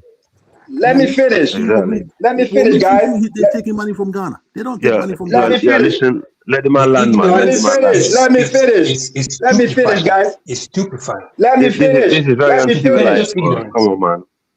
That is how you there. That is where you go ahead and finish, bro. You guys are all emotional. Let me finish, guys. Now, so I'll skip this topic because you guys are not mature enough to face the truth, all right? So then I'll skip the subject. I'll speak about the last thing. The last thing is that, like, I heard another brother talking about the fact that Africans are not qualified to ask for reparations and stuff like that, all right? Listen, you are delusional not to understand that Black people were wronged globally, all right? I'll say that again. We were wronged, okay, and enslaved and taken advantage of, not only in the United States, all right, globally, all right, and even worse in Africa, because you guys need to remember that slavery happened like for centuries, like let's say 12 centuries, way before the American slavery that happened, right? So Africa have been suffering this for such a crazy long time, and the American slavery didn't even start yet, all right? And you dare sit here and tell us that Africans don't deserve any reparations, right? So this is ignorance. Now you're talking. No, it's just because I switched subjects, so now you like it, right? Yeah, that's better. It's just because I switched subjects, so now you like it. Initially, you were speaking based on ignorance. I mean, to say that the Ghana city. I was speaking the truth. I was speaking the truth from the start. This is the problem. When they say what they like, they just go. Exactly. When they say what they don't like. Yeah, exactly. You just call me delusional. But the only question I have for you, brother, was: were you implying that the King of England is a sovereign of Ghana and they have to pay him a tribute every year? Was that what you were implying? No, like if you listen, you're gonna hear what I said. I said unspoken rule. Did you hear that one? So you're saying even unspoken rule, they pay him a fee or a tribute every year unspokenly? Right, but just to get back to what Kofi said, right? Kofi said. Okay, because you're long-winded now. Okay, because Kofi said. Because Kofi came up with an idea. He was like, "Why is it that the president is not manipulating? Because everybody do it. The Japanese do it, all right? The Korean do it. The Chinese do it. They manipulate the currency in a way that it benefits their people. Why is it that the Ghanaian president is not doing it?" right? I didn't come up with this idea. Do you know how they manipulate their currency? Do you know how they do it? But it was the Nazis. Okay, so now I'm an idiot because I'm speaking about the subject you don't like. No, I'm just saying, do you know how the Chinese manipulate their yuan? I did not say 5 seconds ago. We did it. We 5 did seconds ago. manipulate the currency. But listen, just 5 seconds ago, you guys called me a genius because I was talking about a different subject. Now I came back to the subject, and now I never I'm called you a idiot. genius. Somebody else called you a genius. I never called you a genius. You're definitely not a genius. So, cool. So I never called you a genius. I am all saying right, Bro, the Nazis did this. I'm gonna learn because you guys are not mature enough. You guys are not mature enough to face the truth. I hear everything else you're saying, bro, but I'm only asking you about Ghana paying. I hear everything else you're saying. The only thing I'm asking you about is Ghana is paying money to King Charles. Are you sure about that? Is there any evidence that they're paying him like a tribute? He's an idiot. Don't be surprised though. Listen, don't be surprised because the Ghanaians are very they do have. No, let him answer, Africa. He's gonna say something. Okay, all right. Maybe I think what I'm gonna do is that I'm gonna gather evidences and I'm gonna come back another time on this platform and we're gonna play it. We're gonna show it. Yeah, I'm not saying you're wrong. I just haven't seen it. That's why I'm asking for for assurance. Yeah, but the thing is that you guys need to be more mature. You guys need to stop being emotional when we talk about things that you guys like. Yeah, I wanted to respond to Kofi. Kofi that said we should print yeah, money. Let's see the I wanted comment. to respond to. Yeah, consider. Yeah, but I'm saying that Ghana did manipulate the currency. Louis, Ghana has manipulated the currency. Wait, no, man. He doesn't know what he's talking about. Speak. All right, okay. Stop interrupting people now. Yes, go on. So Kofi, I was trying. If you say that people should just print money, if you see China and America print money, it's because they have assets that can back up their currency. They do more export than ours. So you can't just go and just print currency, and then you have to carry a bag of CDs to buy a pack of cigarettes, right? So it's going to be a lot of inflation. So if you have more export, like America, have all these big corporations exporting to other countries, yeah, they don't need foreign currency. But if you importing goods, they need foreign currency to buy those goods. So if you want, like, if you print a lot of CDs, then you have to have a bag of CDs to get $100 to get export from the state. That's it. So you can't just print money because America are printing money. But the Nazis to back up their currency. The Nazis did it right after World War I. Elvis and the guys. Let me say, yeah, Ghana is doing all right. In West Africa. Let's not. We're not saying Ghana is not doing well at all. We don't hate Ghana, to my brothers. Okay, all we're saying is our people that went there during the worst time of their life. In the war times. Went there as brothers, as a payback, because we had a lot of Ghanaians in our country who we welcome well. We gave them everything in our good times. No, but I'm just saying, when we went to your country, we did not get a good receive. We're all brothers in West Africa. So we need to make this clear. We need to learn from the past. Yeah. Okay. Let me just. So I went to school with several Liberians, and all of them had good experience about Ghana. In fact, all of them claim that they are part Ghanaian and part Liberian. Okay, let me come back when you finish.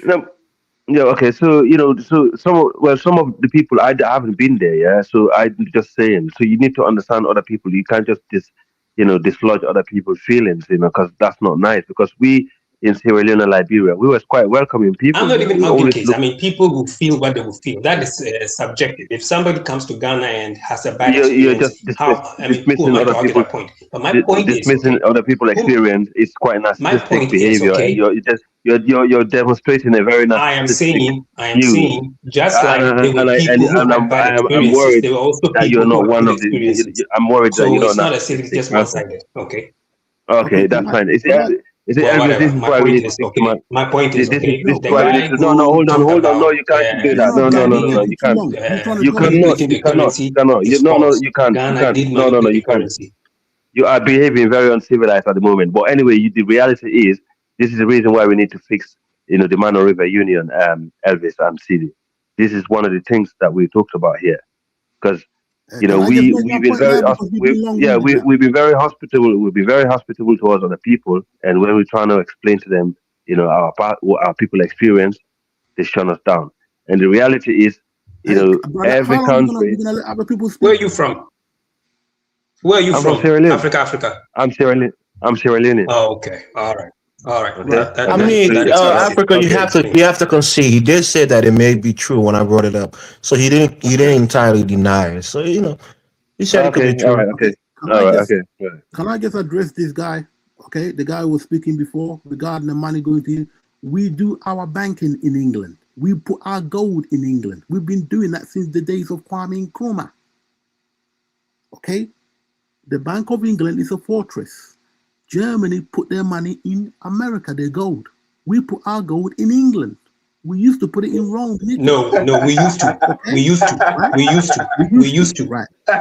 Louis, that's false. No. Louis, that's false. I don't know, brother. I don't know their current arrangement now, but as far as I know, yes, the current arrangement is the Bank of Ghana buys directly from small-scale miners and they store it in the vault of the Bank of Ghana. It looks like Louis knows something that we don't. No, brother. Hey, listen. The Bank of Ghana has only just now been built, the new headquarters. So where do you think we've been keeping our money all this time? It's in the Bank of England. They store it for us. Brother, I'm telling you that is false. Listen, Louis. Okay. So that's what I'm trying to tell you, okay? Under the domestic purchase program. You're talking about domestic. I'm not talking domestic about gold purchase program, okay? The Bank of Ghana, which now has license. I am telling you something. Keep quiet and learn. Ghana gold is kept in the Bank of England. I'm talking about gold. You said we keep our gold in the, and I'm saying that is false. All right, enough about Ghana now. The Ghana is not the only country. It's not an embarrassment to say that, right? Because a lot of countries keep their gold in the subterranean vaults in London. That's the most secure vault in the entire world. So, as Africans, it might sound shameful to say the white man is keeping your money, but it's the most secure place you can keep your gold. Is in those subterranean vaults in London. Elvis, the brother. And also, remember, the London is a market of speculation, right, Elvis? It's where they speculate all these things. And also, the reality is, do you know what I like about Senegalese people? No matter how great their country is, which Senegal is very underrated, and I think the economy is very stable, and they're beyond Ghana anyway on a level. Okay? You don't hear them. You don't hear them. You don't hear them talking like these old great things. They're very humble. They're very humble. Can somebody look up the GDP of Senegal and the GDP per capita of Senegal? Can somebody look it up? We could do that. It's not a problem. We could look at the GDP. Okay, let's look it up. And then you see, let's not play around. Let's look up the GDP of Senegal. At the moment, hold on. At the moment, Senegal is doing way better than Ghana on all the trajectories. So don't get yourself too. What's the population? Which trajectories? Mention it. What's the population? Mention it. I said, look up the GDP. The best economy in West Africa. The best economy in West Africa at the moment it goes like this. Okay. It's Nigeria. It's always been Nigeria. Nigeria, Senegal, then Ghana. Nigeria, Senegal, then Ghana. You guys need to be honest and stop making up stuff. You are funny. You are funny. Look up the GDP of Senegal. It's not funny. It's just the truth. Look up the GDP. It's just the truth. I'm not talking about GDP. No, Senegal is a stable country. It has a strong economy, but it's not one of the best in terms of. Then look up Ghana, even Ivory Coast. I don't know if Senegal is better than people have access to electricity and water in Senegal compared to Ghana. Then we would know which country is where. The HDMI, the desire per capita income. I think those things are higher than Ghana. Yes. Even the education attainment, those are it's probably higher than Ghana. You don't know what you are talking about. I say look it up. Somebody should look it up. And you'll be embarrassed. I'm not talking about GDP. I'm talking about the current trajectory. The best economies in West Africa. You said all the metrics. You said all the metrics. No, I said the best. So all the metrics. The best economies in West Africa to 2025. Don't put words in my mouth. There is no metric as the best economy. If you're talking about growth, because the economy can grow at a higher level. The growth rate could be higher, but it doesn't mean the overall economy is better. Anyways, I take it back. So it's Nigeria, Ghana, Cote d'Ivoire, and Senegal. Okay, that's what I was saying. Based on what? Based on what? Is it growth rate? Is it overall GDP? What is it? Widely regarded as top performance. Most stable, fastest growing, based on reform. Capita, for example, Nigeria's economy is more stable than Ghana. You don't know what you're talking about. Well, according to the statistics, You see, when it doesn't suit you, you argue. That's why I Because you're said not here be to have an honest specific. conversation. What's the metric? Name the Africa, metric. Africa, Can I Africa. speak? Ghana has Nigeria, a more stable currency, but Nigeria has a bigger economy. It's a bigger economy. Yes, So that's that the is a thing. Can I fact. speak? Nigeria has a Can I bigger speak? economy, but you Can I can't speak? say that Ghana's This guy, this Afro the man, economy of Nigeria is more stable. Afro man, be very careful. You cannot compare Nigeria economy even with other economy or revenue. Oh boy, So they'll go with the Ghana That is Nigerian why I fight. said, in terms of to the Nigeria. size of the economy, Nigeria is Exactly. bigger. So In terms of the so size. sometimes No, I see I the got way you that wrong, and I'm glad that you corrected. Hold Yeah. on. So yeah, I see the way you talk. In terms It's of like growth rate, you talk you Nigeria people are the cannot type be of people compared to that Ghana. In terms let of me speak. GDP per capita, Nigeria cannot be compared Afro to man, Ghana. let Kadola If you don't speak, know, please. I'm He telling wants you. to. I think He this doesn't know what he's guy is talking living about. living on the bubble land. Ghana manipulate their currency a lot. They take 0 out and keep it low and keep it like that. What Turkey did also. So if you check the Ghana economy really is always on the lifeline about a year or 2 years or go back to IMF. Sometimes they have to also manipulate the whole thing. Nigeria is not into that thing. I don't think we have anything to. I think you're the type of people who condemn Nigeria in the back and say something and so another. Nigeria doesn't ask people to come to Nigeria. Nigeria doesn't ask people to come to Nigeria for visit or anything. We just live our life. If you like, you come. Nigeria is very big. It will swallow you. Nobody will even know who you are even inside Nigeria. So you, that Afro man, be very careful because you are the type. You're the type of people. Man, grow up. You are the type of people who will condemn Nigeria in the back when the Nigerians are not there. Oh, Nigerians they're criminals, so Nigeria is not there. Ghanaians are very. You see, when you talk little thing about Ghana, Nigeria could take the heat. Nigeria could take the heat. But if you talk little thing about Ghana, they get pissed. They cannot. They don't have the endurance of accepting, criticism. So let's put it like that. We're not talking about who's better, who's not better. But don't ever compare Ghana to Nigeria. Let's give it to them. Don't do that. Let's give it to them. Yeah, Ghana, Ivory Coast, and Nigeria have the highest GDP in East Africa. Yeah, let's give it to them. Okay, that's fine. Yeah? Just remember. Nigeria's GDP is not even up to Nigeria's no. It's not even Louis, I'm just saying you're right. You guys are right. Look. We get that point out from man. In terms of the biggest economy, Nigeria has the biggest economy. The GDP per capita is low, of course, because they have way more people.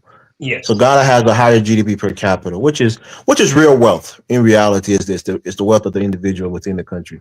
So they're doing better in that regard. Higher economic growth rate. Yeah. And higher economic growth. Yeah, I think I got that wrong, and I put my hands up. All right, for the first time I got something wrong here on the statistics. I put my hands up. Okay, let's move on. Stop listening to your own phone, bro.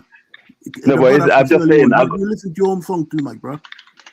No, but I'm just saying, for the first time I got something wrong, and I put my hands up, and it'll be funny to watch somebody else do that. Yeah.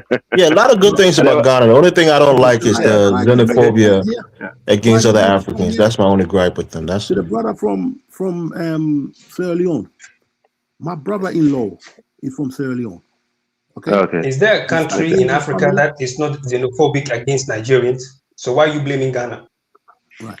So I'm not talking about Nigerians. I'm talking about other Africans. That's what I'm saying. Yeah. Go on, Louis. Go. My in-laws are the Stack Davis family from in Sierra Leone.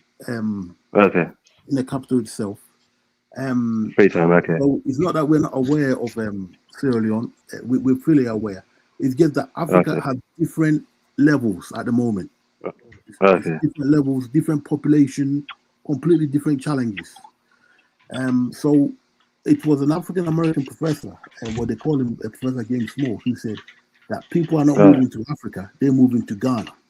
Okay, whatever it is that Ghana is doing, we're not doing it just to piss people off or trying to show off. But people are coming. We've been consistent with Pan-Africanism. We've been consistent through the years. Okay, and we tend to attract people. So we got to look at that and see that as a positive for Pan-Africanism. Okay, and we're trying to use that also to increase our tourism, which brings people in, Okay, and that's an economy in itself. So I think people should commend that rather than putting it down. No, I agree. With me, I got that statistic wrong comparing when I was doing the maths, but I come back, I put my hands up, yes.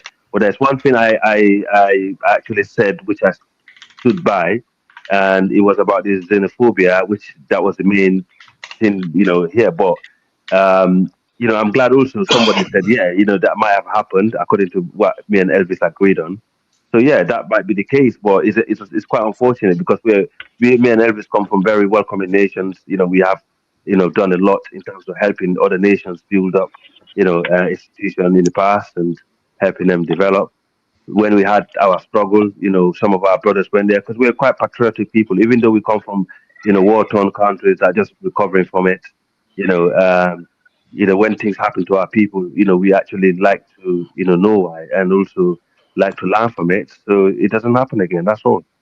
I hope you understand. Would you agree that if you had a large influx of West Africans moving into your country, that you will see tensions arising? I do. To be honest, Ghana is very Ghana.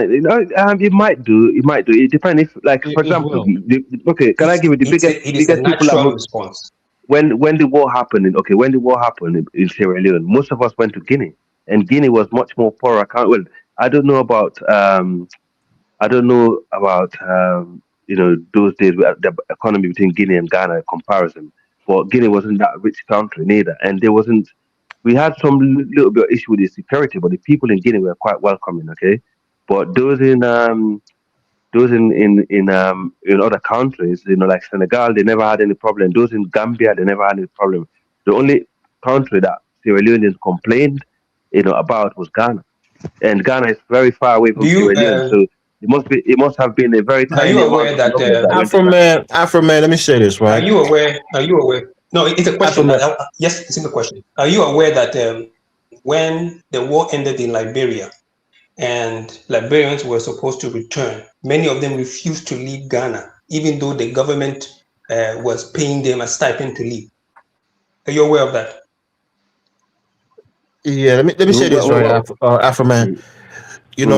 When Ghana wasn't doing so well during the Rawlings years, when Jerry Rawlings came in and things was kind of bad with the economy, a lot of them fled to. I won't say fled because it seems, but a lot of them left and went to other African nations that was doing better, right? Liberia, maybe Nigeria, wherever they could go that was doing better, and they were welcome in that country. A lot of Ghanaians are still in Liberia who were teachers during those days, working the civil service, and they have they have carte blanche to be a part of that nation and work and have the freedom of movement and work. So I think for you to think that now that the shoes is on the other foot, it's only right to be xenophobic. I think No, that's I a asked you wrong. a question. I'm not saying it's right to be xenophobic. I'm asking a question that are you aware that Liberians refused to move back to Liberia? Yeah. Well, yes, When Ghana because was pushing them to a go lot back. of them left from a traumatic experience. But most of them have family members that got killed during the war, and also they lost everything in Liberia. Maybe they had established a little thing in Ghana where perhaps they felt like they have a similar of a life there, and leaving again would be uprooting themselves, going back to their So home country with nothing. if they weren't safe in Ghana, do you think they would have stayed in Ghana, opted to stay in Ghana if they were not safe in Ghana? No, it was. I would not. What I'm saying is not about safety. We're not saying you're attacking and killing our people. No, we're saying in terms of work, in terms of job, there's a discrimination there. I have a doctor that I appear with on a platform. He went to a United Nation program and got a certificate and everything, and the same with other Ghanaians. And they told him flat out, you can't work in this country. You have to go back to Liberia to work. And we've heard that from multiple Liberians who said that Ghanaians will not allow you to work in their country in a professional capacity unless there's a Ghanaian there's no other Ghanaians that's able to do that job. I'm not against that. I'm not If you against go to that. It's Guinea a now, Ghanaian policy, but the fact is, they were doing it to Liberians. Doing before Liberia war, we had U.S. currency, U.S. dollar, right? And there were a lot of Ghanaians, right? Even the guy they call Marco Blastman, he was born in Liberia, but he claimed to be and right. So we knew Ghanaians. There are not even 1% of Liberians that were in Ghana at that time. But for the fact that the treatment that the other people receive in Ghana, that's what we're talking about. But like you said, that if there's more foreigner in your country, there's a crisis. Africa has almost every nationality in Ivory Coast. All West African go to Ivory Coast. It's one of the countries that you find everybody. Right? There are more Ghanaian in Africa than in Ivorian in Ghana. I will tell you that. Right, 100%. Even in Ivory Sierra Leone, Coast, they didn't behave that way. Though. A lot of people are living freely in Ivory Coast. Thank you. And CD and Elvis, you're so right, because Ivory Coast have more West Africa. Ivory Coast is mini West Africa, isn't it? Yes. CD and Hey, listen. I have property in Ivory Coast. I do. Right? But they don't even ask me as single people. When I went to the immigration in Ivory Coast, you know what they told me? They gave me 5 years visa. Right. Listen. 5 years without talking anything. If right. you go to another country, if you go to another country, we got a new person on the panel. Please let him speak. If you go to another country and you don't like it, you can always make your home better for yourself. But we have your people in our country over the years also. How can you say that, Louis? How can you say that? When your home wasn't better, your people came into our country and we welcomed them. Didn't you know most of your educated people came to Liberia, Sierra Leone, and Ladbo? Let's pass the mic, guys. Please, let's pass the mic. Who's the brother? Who's the brother trying to speak? Hold on. I want to talk about the subject. It says many African Americans are moving to Africa, and many Africans don't like it. You know, I haven't heard everybody's opinions about it. So I'm just gonna talk from that particular situation. I heard a couple of people talk about Ghana not deserving reparations, or they want reparations. So I'm gonna talk about that a little bit. What I understand about Ghana, one, reparations, it came after the UN then established that reparations must be paid, and all nations involved and all the victims has to come to some type of resolution. And it doesn't matter if you could prove by lineage what country did it or where you came from. To that effect, the United Nations established that. So Ghana, the president of Ghana says because slaves, so it's paraphrased, you can look it up, but the president of Ghana say because the slaves that they sold to America, since they built the wealth of America, they deserve some type of compensation for that. But irregardless of that, Black American people are the only people that I see on earth whose value is not contingent upon natural resources. Our value is basically on intellectual capacity, inventions, ideas. Silicon Valley, the tech industry in America, was started by Black American people in the computer industry. You don't own anything. But I'm saying, regardless of that, of ownership. Come on, and Louis, stop interrupting the man, please. Now, I almost had this conversation yesterday when I was on a panel with I ain't gonna call him Bucci Bear, but when I studied the Dogon philosophy, I've been studying that for the last couple of months, or the last 2 months or whatever. So according to them, their ancestors, who they call the Nomo, and the Nomo are the people who came from the shores or came by air, and they gave every civilization on earth technology, knowledge on metallurgy, physics, music, architecture. And they say they came from the sea, and they call them Nomo, right? I know everybody in here probably know that, right? I think that's who we are. If we're not that, we're close. And for Africans to not see that these people are not, they are natural resources. It's not like you got to go and mine our gold. People are coming with the capacity to bring enlightenment, education, technology. And then we went through such a suffering, like in the Bible, they say, under the order of Melchizedek, we went through great suffering and we was made perfect. The slavery that we went through gave us humility. We're not, we don't really see on the most part Black Americans arrogant or just like the Africans have been coming in since the 60s. And it's only recently that they're talking about delineation because all of the negativity that the Africans and other non-Black people, or even just everybody from other countries are boasting that they're doing better. I'm like, we literally sacrifice positions so you can do better. Now you're throwing it in our face like that. So it's like I don't think Can you give the examples suffering they've been through with colonialism. Give I us don't think it example. was enough Give us to example. give them humility. Let him finish. Let him finish. Let him finish. To give them humility and to give them some type of like altruism, like to the fact that they know, like I think the reason most people on Earth are fascinated with us over here is because we was granted to nothing, like powder, and then we was able to lift ourselves from that and then excel after that. And it's like what Tupac made the poem, the Rose Out of Concrete. But I think the people from Africa, I'm not going to generalize the people from Africa. Pretty sure some people from Africa appreciate when Black Americans go there. But we had a conversation yesterday as far as Target, Alex, they pledged $2 billion in support for Black Americans, right? When I Google AI on Google, I say, what African nation ever pledged money for specifically for Black Americans? The only nation that came up was Libya, when Muammar Gaddafi pledged, I think, $1 or $2 billion to Minister Farrakhan. Now, the fact that Joe Biden gave Africa $55 billion for reparations, you got the African Investment Bank that's located in Sierra Leone, who gets money from European nations. You said America. Joe Biden gave Africa reparations? He gave $55 billion to Africa. Now I'm saying, regardless of that, we got the African Investment Bank in Sierra Leone who gives money towards the investment in Africa, right?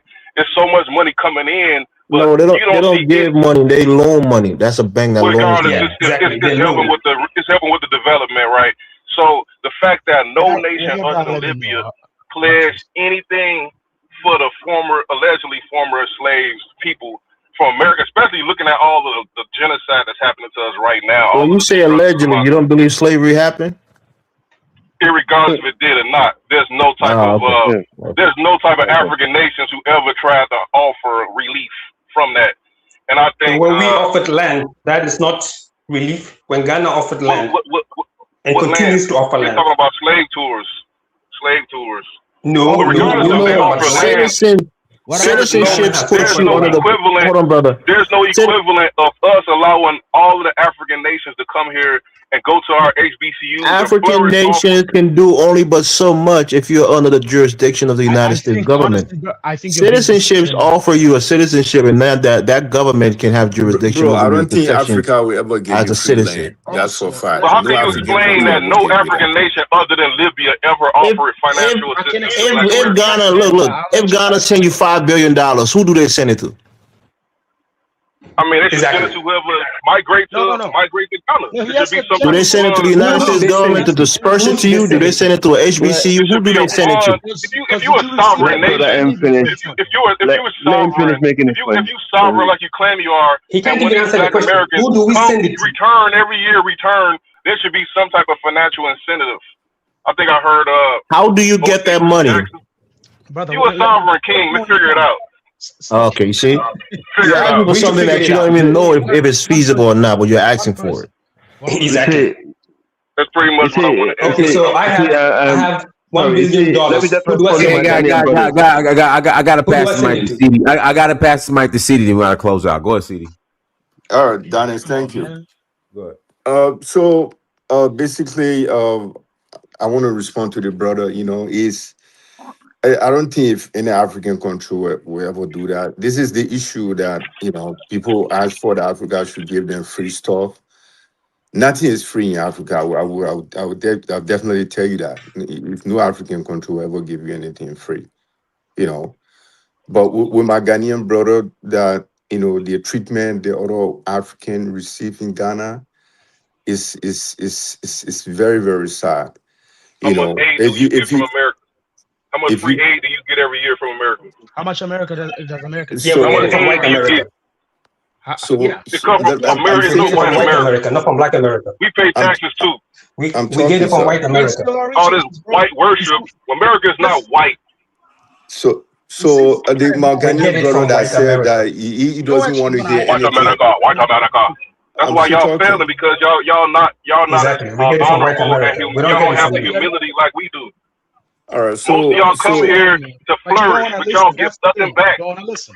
You already have your opinion. You came here my with your Ghanaian opinion. brother that was saying that Actually, Ghana is not helping other Africans at all. They very.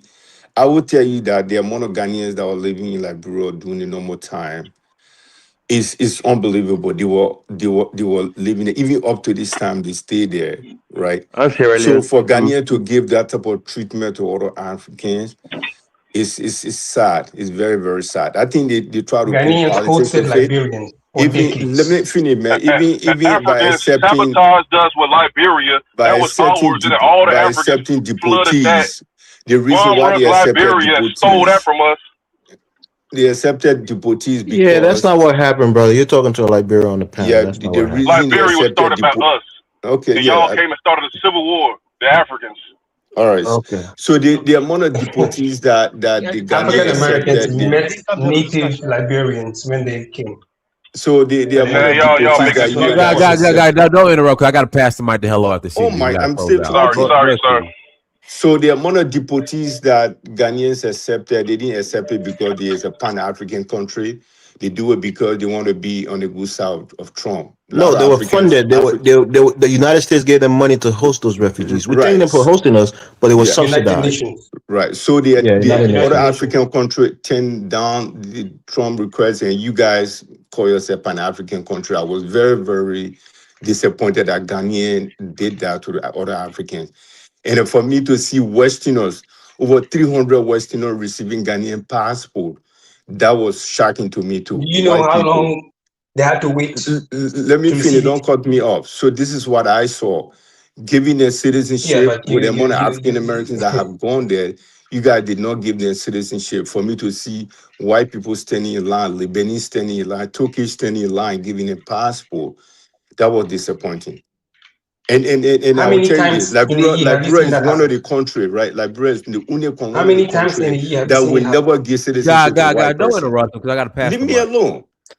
See, So, we're having that conversation now in Liberia. We were thinking about giving the Lebanese citizenship, and I'm opposed to it. It should be a home for Negroes and no other race. Right. So Liberia is the only country where we would not give a citizenship to even a Lebanese.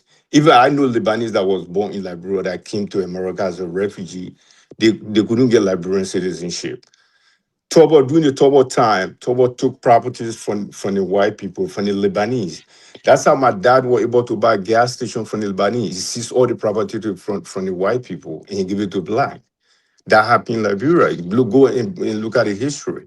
Lebanese couldn't get a citizenship in Liberia at all, right? But for me to see white people standing in line, giving them citizenship, and the amount of investment 300 that people. African Americans have done in Ghana, that was so disappointing. I couldn't even believe it. 300 And in people. Ghana, and when you talk Disappointing. about development, Ghana is no comparison to Ivory Coast. You can't even compare it. Not at all.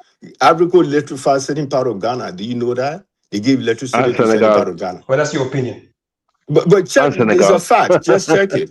Guys, Pass it's the my pass the turn mic, now, Dennis. please. I'm the only Hold on, lady hold on. in the house. Hold on. Hello, CD has for a minute. Then I'll pass it to you. Go ahead, CD. Hey, guys, don't interrupt him. CD got a minute. Yeah. So basically, the amount of money that African Americans have invested in Ghana, if they were to invest in any other African country, the way you guys promote Ghana, the way the amount of promotion Ghana get, if any other African country get that promotion and receive an inflow of a lot of African Americans, they will far developed than Ghana.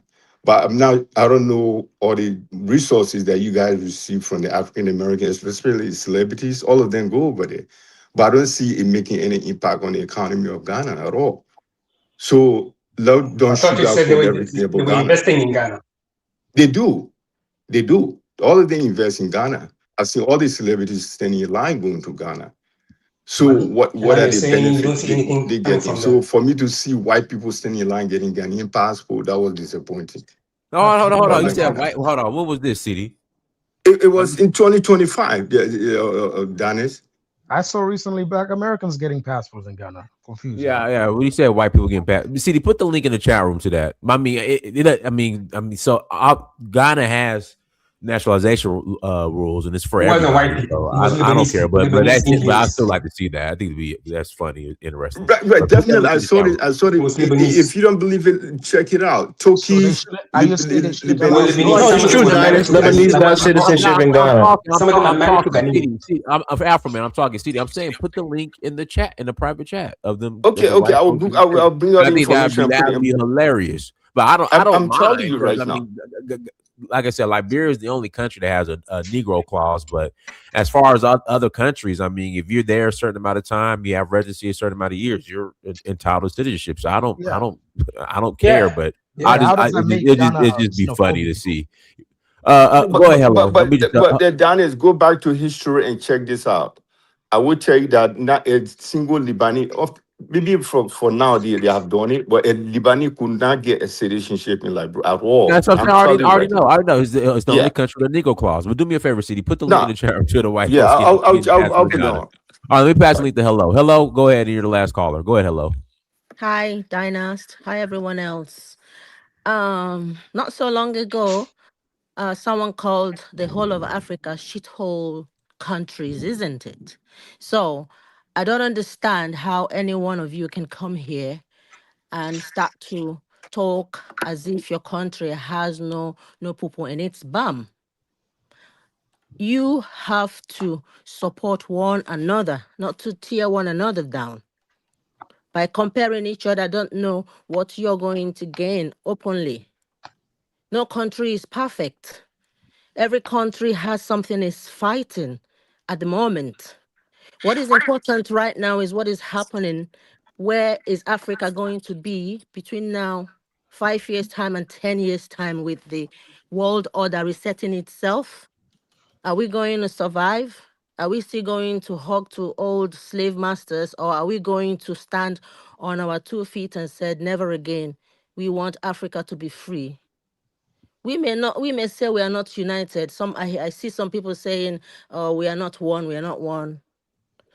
But when the chips are down, the likes of y'all, wherever you go, either you'll be mauled down at close range, chemically, or via your food, GMOs and other things they're bringing to Africa, sterilizing your women. We have a lot of problems in Africa, in each country.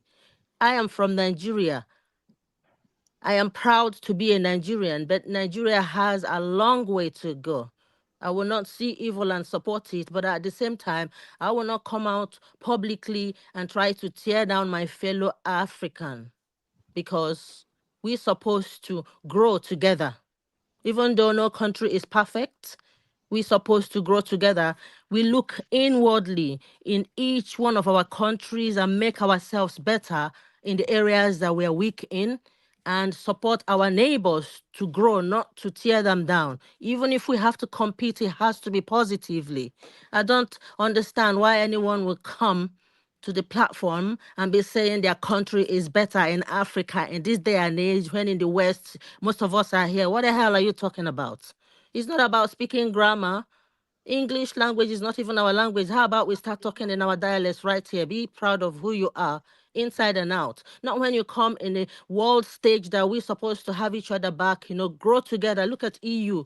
When one cries, even though they are not together, I know that the French and the English hate each other. They call the French frog legs. But when it comes to resources, they share the pies. But in Africa, one country want to take it, oh, we are better than you. We are your scammers, your loshos, your showers. Come on, man. That is slow mentality. You guys are my sweet brethren. Let's begin to help one another. Nigeria is not perfect. I'm a Nigerian. I wish Nigeria to be better. Ghana's GDP is higher per capita per person right now, going with the population of Nigeria. If Ghana had that population, how will they cope? Perhaps they will still be who they are right now, but I wish them all the best. I don't want Ghana to follow any other African countries. I want anyone that wants to go to any country in Africa that is an African, that is not a criminal, to be good, to be fine, and not to be labeled as a criminal because you're from Nigeria, you're from Sierra Leone or Liberia. We have helped one another, one way or another. Do you understand? So all this fighting, you guys should stop, because sometimes it's tiring. Yeah. Thank you very much. Let me do my last no problem. We got to close out. Everyone, thanks so much for joining. AK, thank you for the $1.99 super chat. How many Lebanese have Ivorian passports? Some. Everyone, thank you so much for joining. Like, share, subscribe. Till next time, Family Dynasty Mirror Search for Uhuru. Peace.